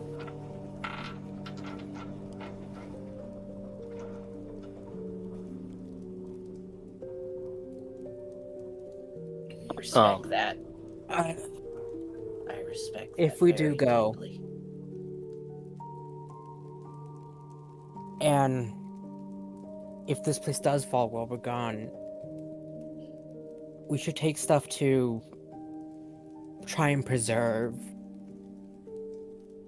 Lutara goes, many of the people that I've spoken with that want to come with already intend on bringing things to help keep the legacy of this grove alive, in addition to just helping set up somewhere new.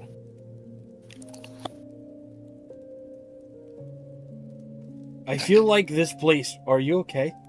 I'm good. What happened? Not important. Okay. Not important. Oh, it was Yuri. Okay, noted. I feel like this place is very, very well off anyways. Munch, munch, munch. I... I'm sorry. I'm sorry. Let me mute my.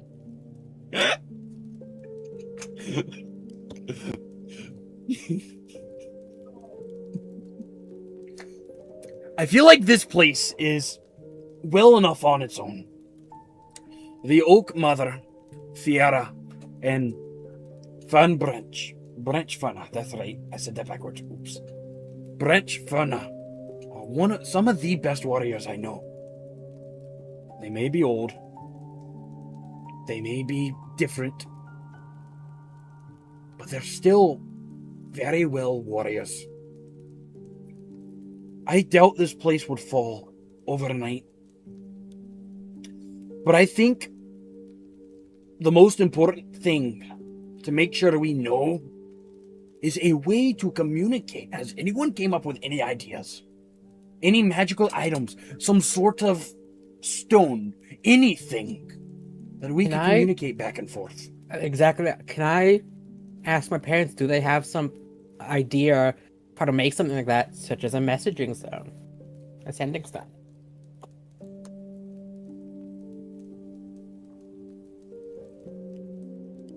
You muted, by the way.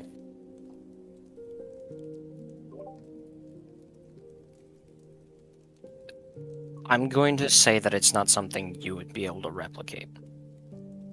There's a difference between copying the concept of a spell and making a magic item. Right. If we can figure out by morning, because I think that's the best time for us to go. We have enough time to prepare, enough time to sleep, enough time to sober up. I don't know if he can hear me. He might be passed out. I hear you loud and clear. I like that man. I need to drink with him eventually.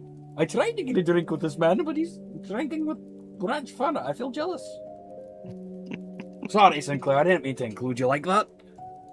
What are you so jealous for, dwarf? I am a soldier. I like drinking with fellow soldiers. Hey, I'm no soldier.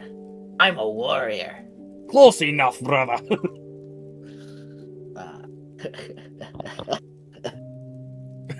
Quick was blushing and like twisting his fingers together.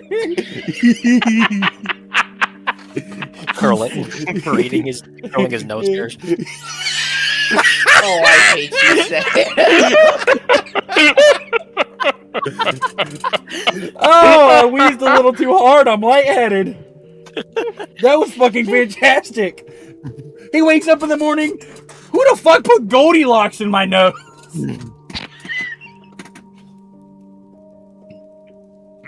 I feel that we need our best rest. We need sleep. I mean, we've only rested for about an hour. It's best if we get our full night's rest.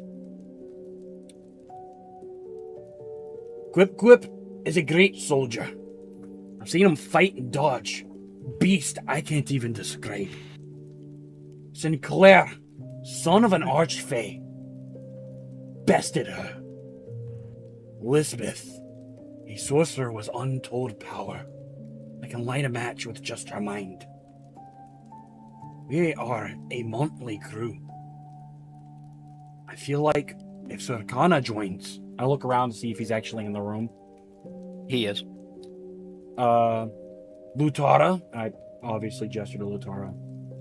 Any aide that wants to join. I have no doubt in my mind we'll be alright.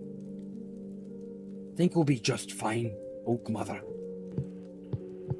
But I want you to focus more on yourself and the grove than us.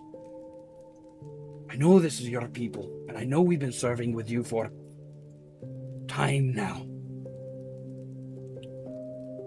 But in order for this place to be fine and for you to be fine, you have to let go of us, focus on the now. Feel like in our best interest, it's what we must do. feel like it's time.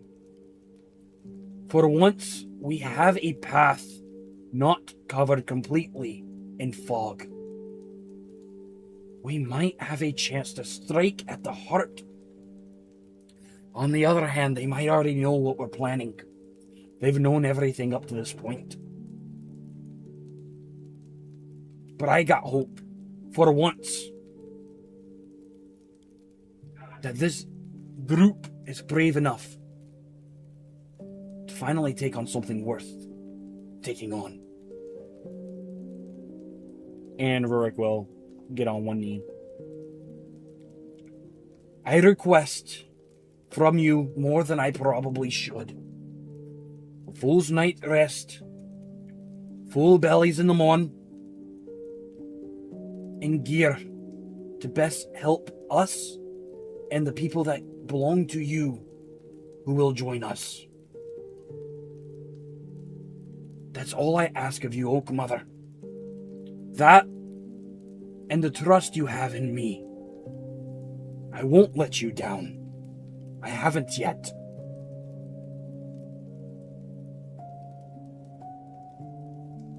She nods. She goes, I don't like this plan. I don't. But I also don't disagree with you.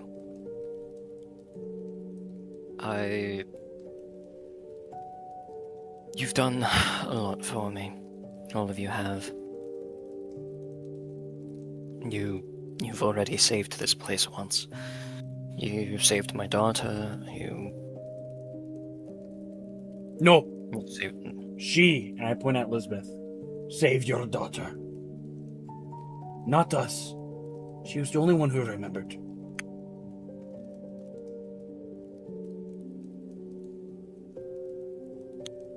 But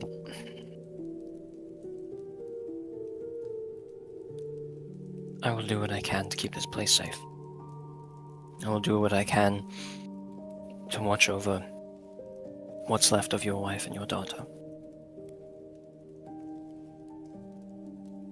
I think you can see Right. like a sting. Like, you know, like that, ouch. I'm not trying to show it hurts. But that hurt, fuck you, you know? Yeah.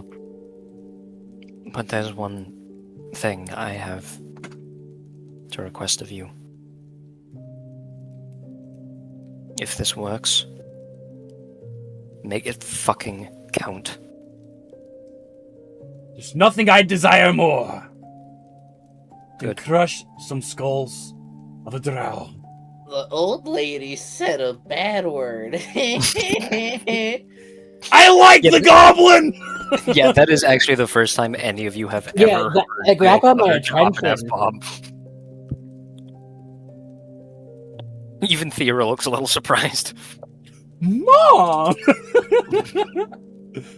It's okay, honey. Reminding me of my teenage days. I was only allowed to say one word my entire life. And I And I had used to it say then. What just happened? If I say another curse word, I will surely die. I will explode. Fuck, I think I'm about to have a heart attack from cussing all the fucking time. Well, shit, there it goes again. God fuck, I can't fucking stop. No!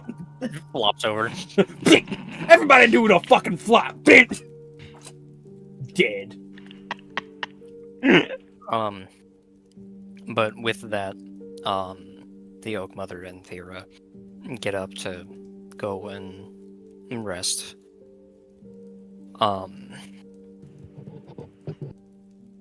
Lutara begins milling about, preparing himself for it all. I'm gonna help Quip to his room. Oh, Branch Fern is already way ahead of you. Oh, I get on the horse. Do it once, boys. Let's go. Oh, God. It's the horse. Don't white a man's girlfriend.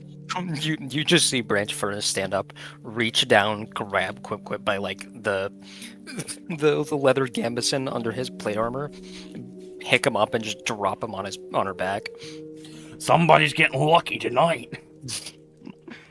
Does he say that out loud? That wasn't Rurik's voice. That was a different voice. Oh, that was a different Yeah, voice. there's just a random like Grove citizen just. Somebody getting lucky tonight. I don't even know how I did the accent. It's gone now. Dang. Byron is gonna crush that part of Goblin. Hey! He's gonna wake up in the morning with 4 legs himself. This is Krista. We're talking about the rhyme set, and all I could think about. Sorry. All I could think I'm about party is rocking a the little one too scene hard. from the movie that goes, "Hey, you two should date." Hey, you should kiss. That was That ASDF movie right there, brother. You should. Oh, fuck. Hey, Give you up. two should date. It's you should kiss. It's the son saying it to a fucking. Oh.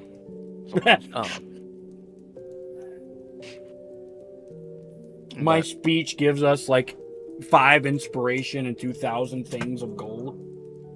That's completely useless. But with that, is there anything y'all would like to do before going and taking your long rest and getting ready for the journey? Yeah, but I'll wait till everyone's said and done. I've taken up a lot of the spotlight, Going and I back feel to bad. RP Initiative, Sinclair, is there anything you would like to do? Did he just die? You just hear a death rattle. The Yoda death sound effect. No, the arch face finger was delayed because of the lag. So instead, my character does technically die because of lag. Anyway, damn it. All you hear from Branch Ferna's room. I'm trying. I'm sorry. It came to me in a dream. I'm taking a sip of my drink. Well, we're gonna bury the tree. I mean, there are at least 2 people in that's this where party we're who gonna could end get our lucky tonight.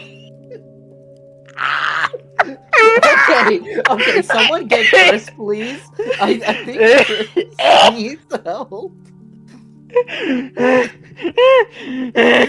Chris is having a seizure on the side of his chair right now.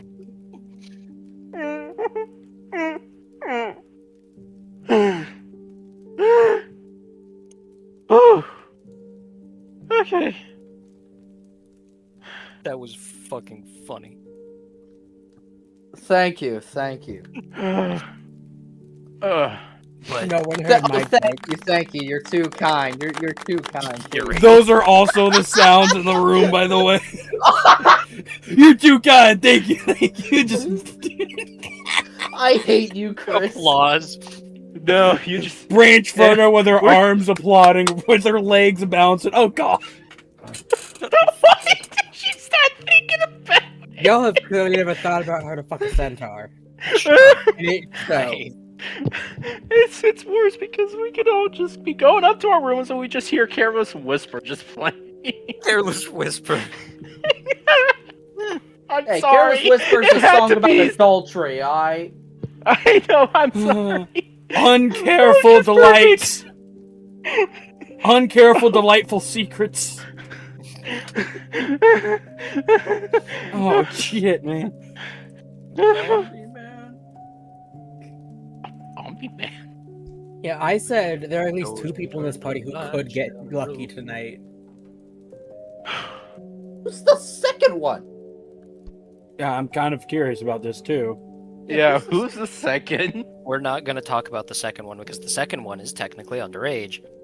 What the fuck? Who the? Oh, Oh, you trying to what be with the- Liz? Lisbeth and Thera. Yeah. Is Thera under? No, Yes. Thera was, and then the shit Yes. aged her.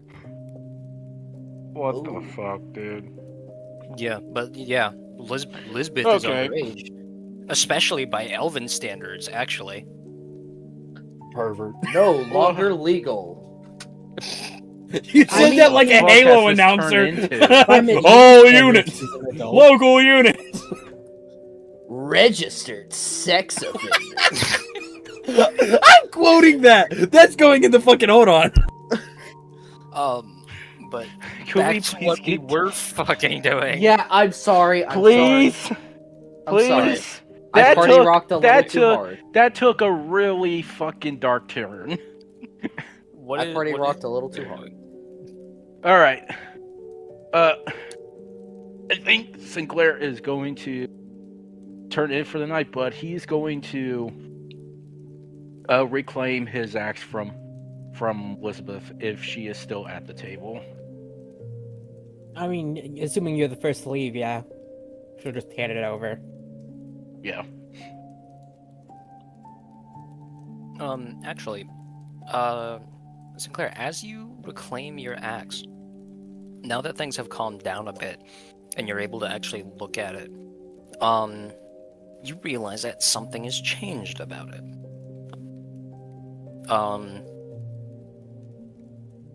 When you slashed the statue, some residue got left on the blade. And in the time since, it seems to have seeped into it almost, making it feel stronger. Your bestial axe is now something different. Oh. Your axe is now the axe of the Poison Fang. It is a it is a +2 great axe that also deals an additional D6 of necrotic damage on a hit. Okay. Does it still have the bleeding quality? It does. Registered make- sex offender. Oh my god. No! No! No! No! No, dude. No! No! Sus Halo? That's the name of the Registered soundbite. sex offender. Why is that the name? Registered sex offender. You can hear Chris die in the background. Wait, hold on. Everyone, shut up, hold on. Registered sex offender. Yeah, you can. I laughed too early. I couldn't make it a full clip. I'm sorry, guys. My humor was a little broken there.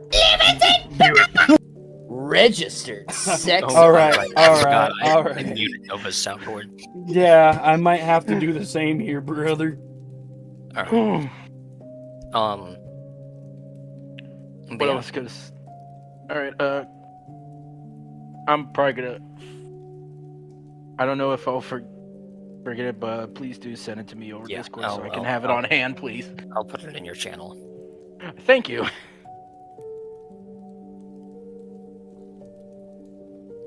I stare at it, and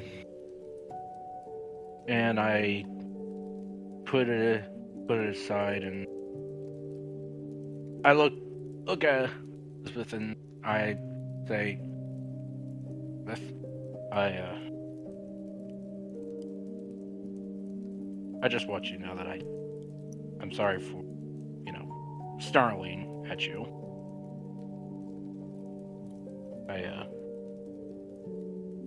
My head wasn't in the right space at that moment."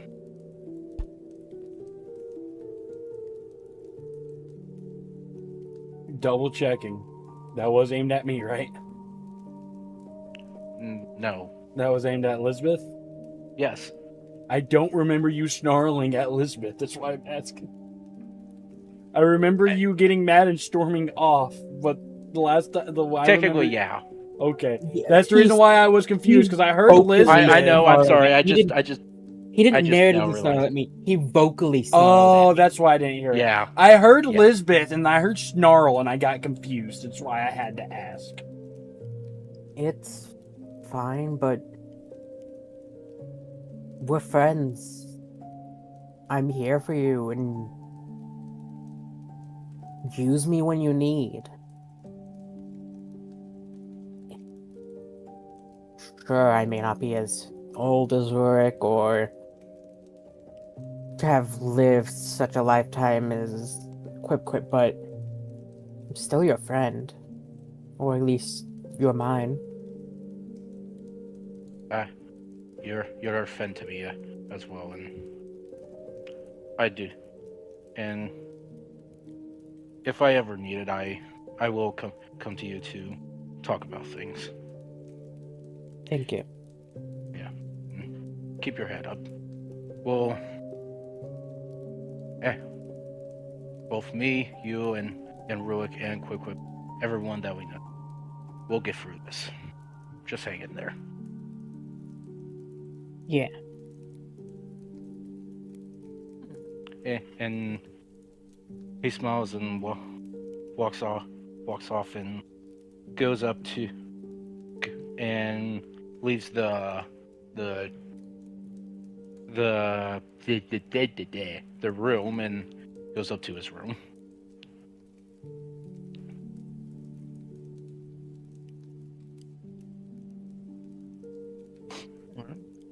Is there anything else Elizabeth would like to do?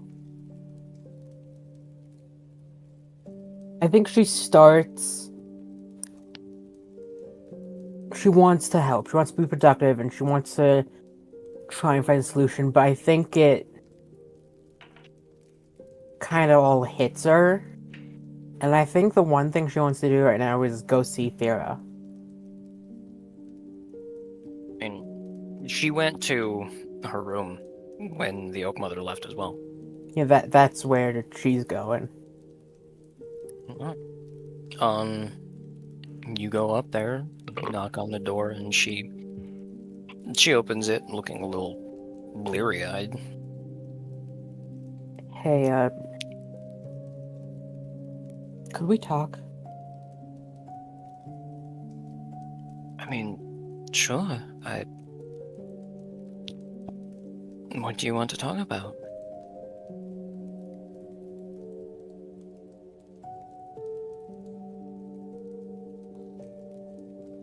Just... I know you're older than me. You're older than you were now, so technically I've been in less of your life than you've been in mine. And... well, I don't know how you feel. You mean a lot to me, and thank you. And just...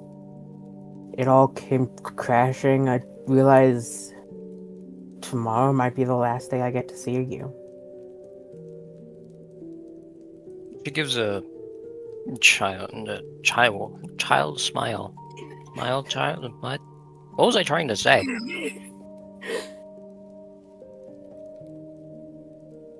Guys, I think Bame's not having a stroke. You think your brain? Julant! But she gives a tired smile and goes, my memory is still really fuzzy. Things are coming back to me.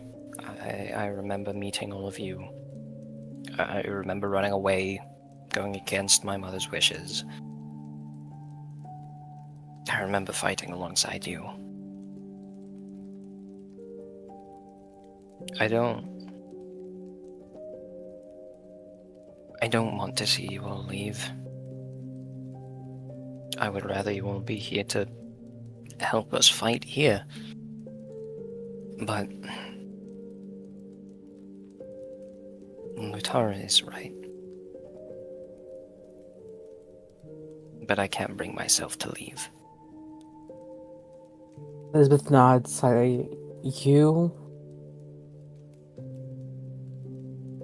When all this happened, before all this even, I had lost every reason to live. I was just living because it was what was easy. You sparked the fire the glue into my new reason to live. And I don't want to leave you. I don't want to leave this place. I don't want to go, but as you said, and I can agree, it's the best chance we have to all survive. And I know if I don't go, those three are just gonna kill each other. She juggles and goes, yeah, I heard that little shouting match earlier. That was something to hear. But And I think Lisbeth just goes in and hugs her. And I think Lisbeth is definitely shorter than Thera. Elizabeth was shorter than Thera even before. Yeah.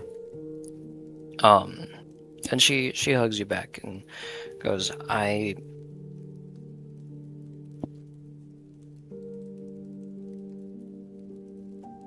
if this goes well, this won't be the last time we see each other, but if it is, then I want to thank you too. I mean, if it weren't for you, I would still be inside the gullet of whatever that thing was. If I wasn't already dead.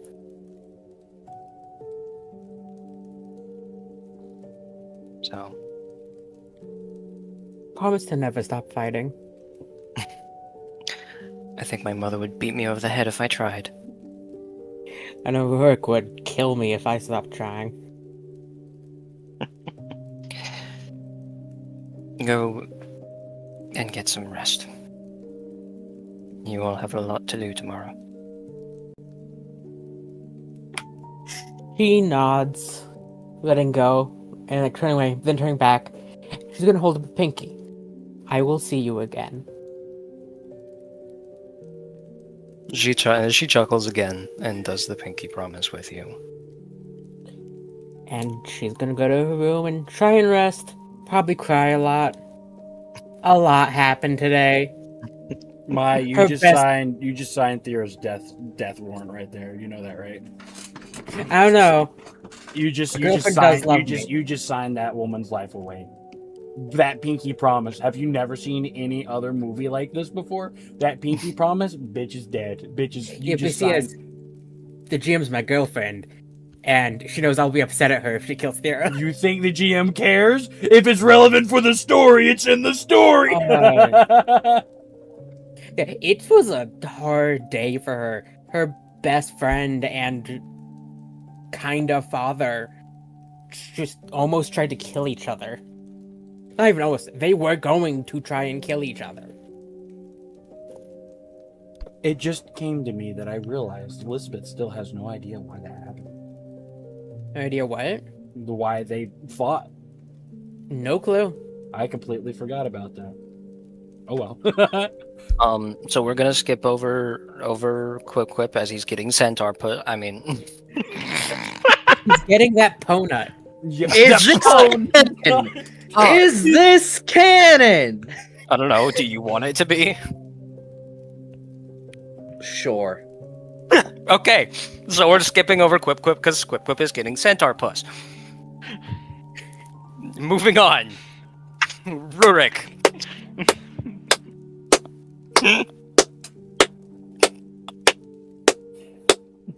Rurik, what is Rurik doing? Rurik was going to pray, but it might be too difficult to pray over all the noises I hear.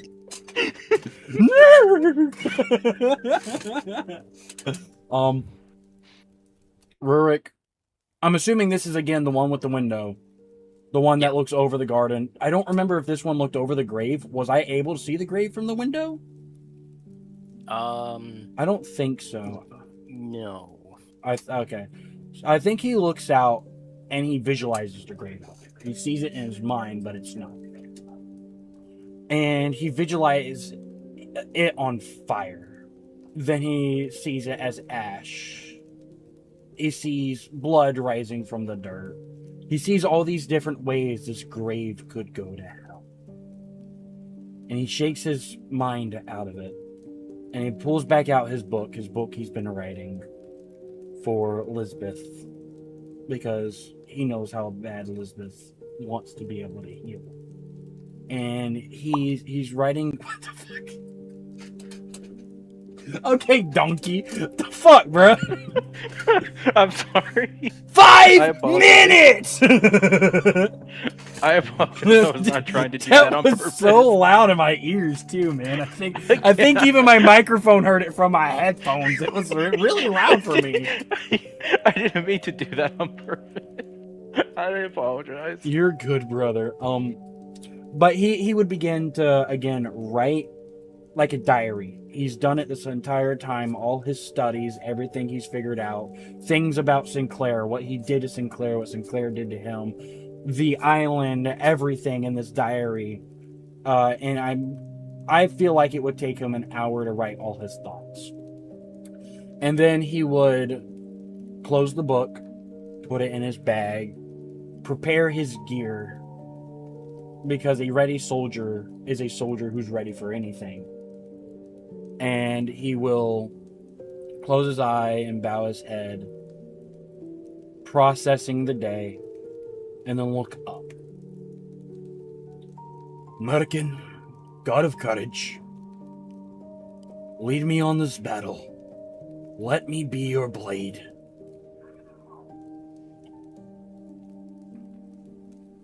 I wish the best for everyone. I wish protection on this grove. I wish that Valus hasn't found Etarium Folly. I know she knows where it is, but I hope that she still has yet to reach it. I fear not for the battle that you will lead onto her. Fear not for the soldiers that served alongside me, that now serve you for eternity. Please, let nothing happen to Rhea. She's young. She's not ready for war. We both know I never wanted her to go to war, to be in Eternium. But she was always courageous. I wanted her to be with her mother. Instead, she's alone. But at least she's alone with you. Please, Merkin, bless us on our journey to this unknown land. Let this be our chance. And while we're there, let there be no smoke. Let our connection be strong, or at least as strong as it once was. And if I see Valus, Merkin, don't allow me to be a coward again. Don't allow me to run. Don't allow me to allow myself to die. Remind me of my courage. And let me end her once and for all. If she doesn't die tomorrow, allow me to kill her for everything she has done, for everything she will do. Allow Quip Quip to be a warrior. He's strong. Stronger than I am. Allow Sinclair to be your blade. He's got a bigger heart than I do.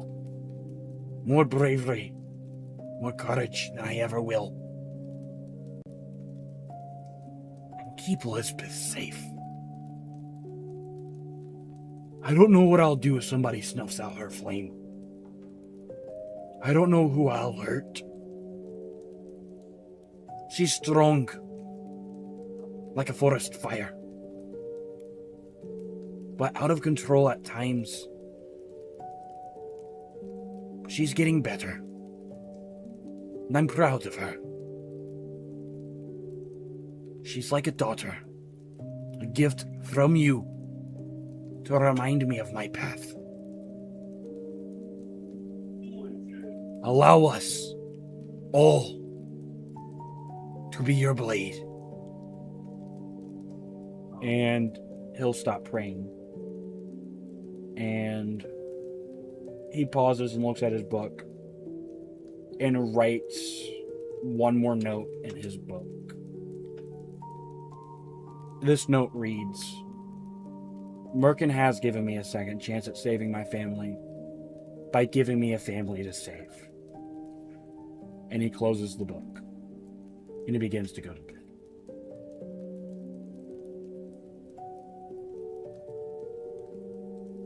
Alright. Well, with that, you all do get your long rest. So any levels of exhaustion are gone, your HP is back at full, your abilities are all back at full, all that. Hooray.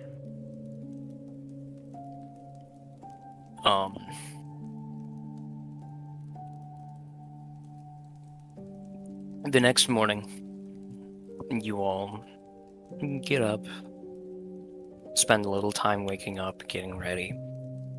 By the time you all make your way out of your rooms and whatnot,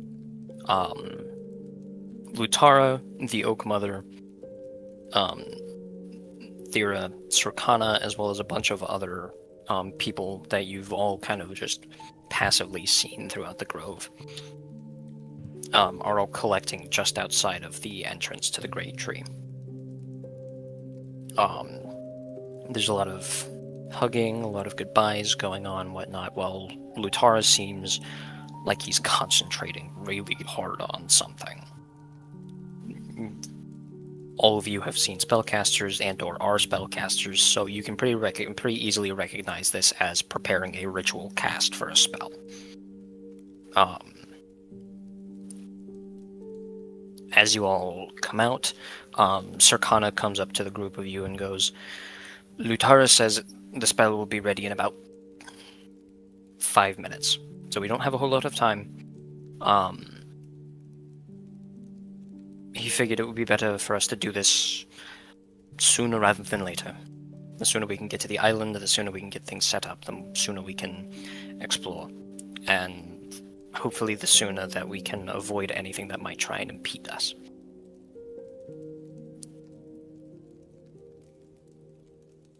I would like to request that I am the first through the portal. Lutara kind of strained pipes up and goes, It's not a portal. It's all at once. Oh, well, that's a problem. Here, and then it will be there. How will we know if it's safe if not one person goes? Frankly, it's better if all of us go at once, so we can have each other's backs. Fair enough. Is there enough time for me to go to the library and grab just like a book on herbal medicine and such, and plants?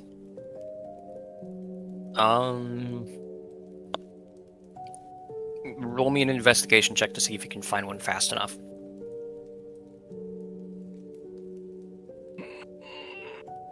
I fail the investigation and I'm left behind.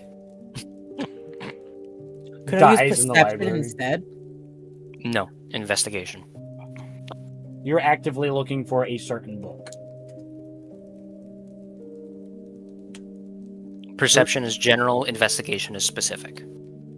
I'm looking for books. Perception. I'm looking for a certain book. Investigation. That was a 9. You're not able to find one.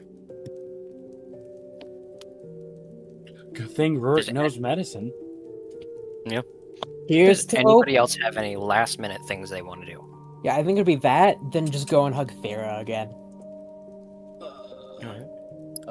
Well, I think Quip is going to say goodbye to Miss Ferna. Miss Branch Quit Ferna. You realize Branch is a title, not a name. I know. She took the first name of Quip. Is that not right?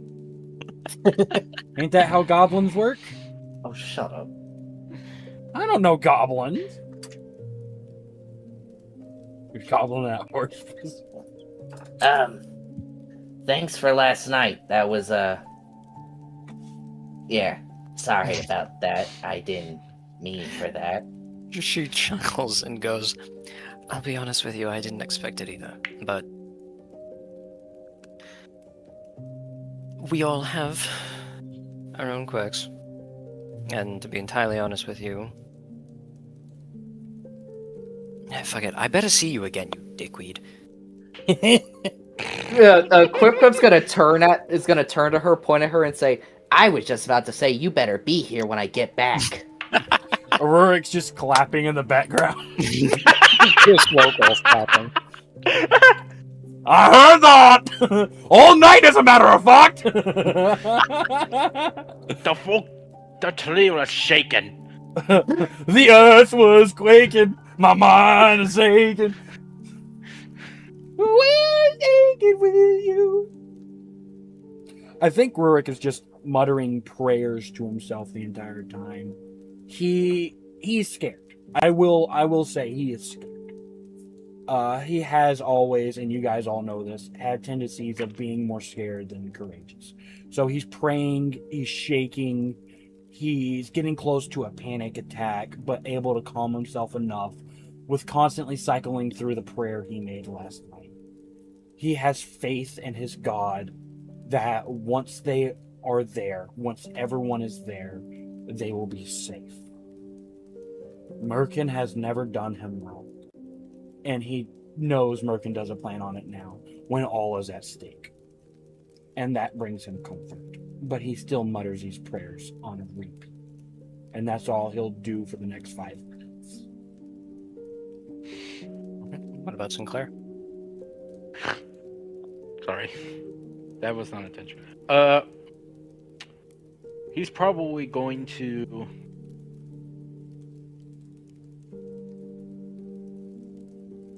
I just lost my train of thought. Oh my. He's going to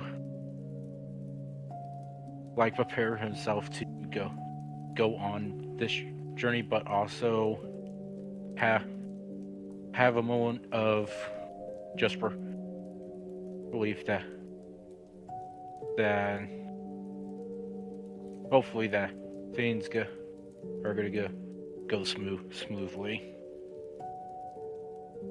Even though he knows that it might not, but right now he believes that things will.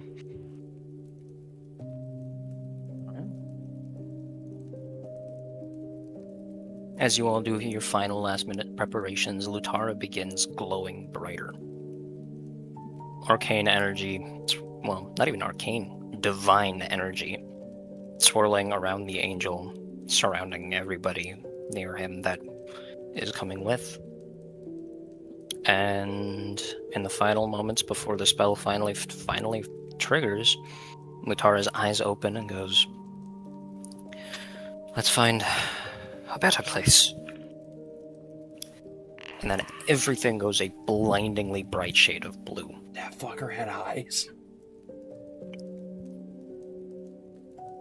And then everything goes dark. But also not dark. It is the absence of light, and yet at the same time, it is an overwhelmingly much of an oxymoron as it is, bright darkness. You're all somewhere but nowhere.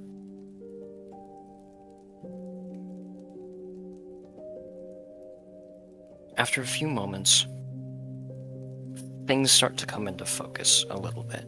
Everything is still dark, but it's a darkness with texture, with layers to it, enough so that you can't quite say you can see, but you can make out differences. In front of all of you, you see 3 lines. Dark patches in the already dark surroundings. And you hear a voice. But it isn't one you recognize. It isn't Valus. It's commanding. It fills your head, your ears, your mind.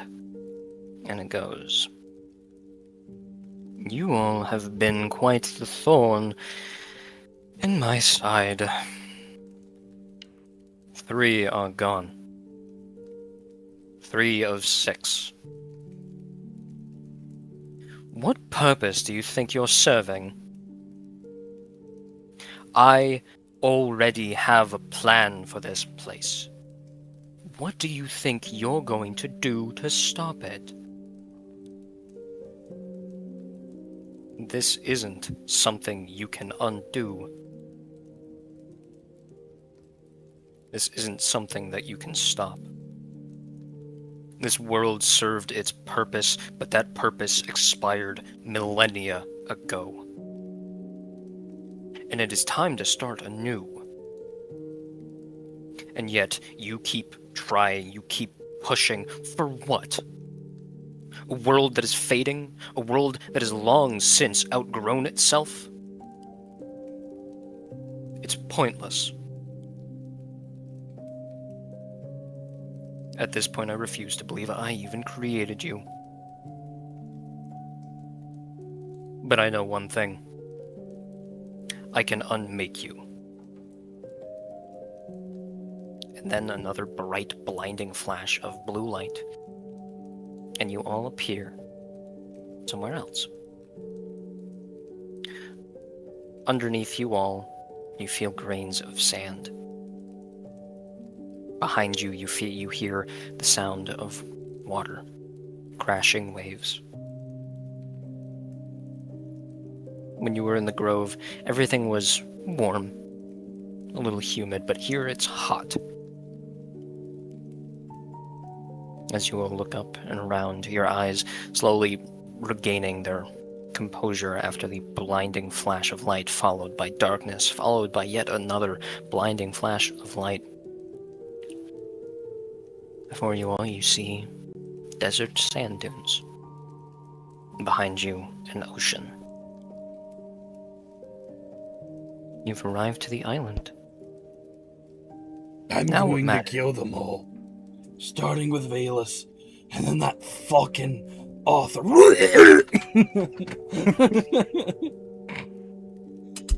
And as you all stand here, on this desert sand, on this new island, you're met with a possibility, a chance.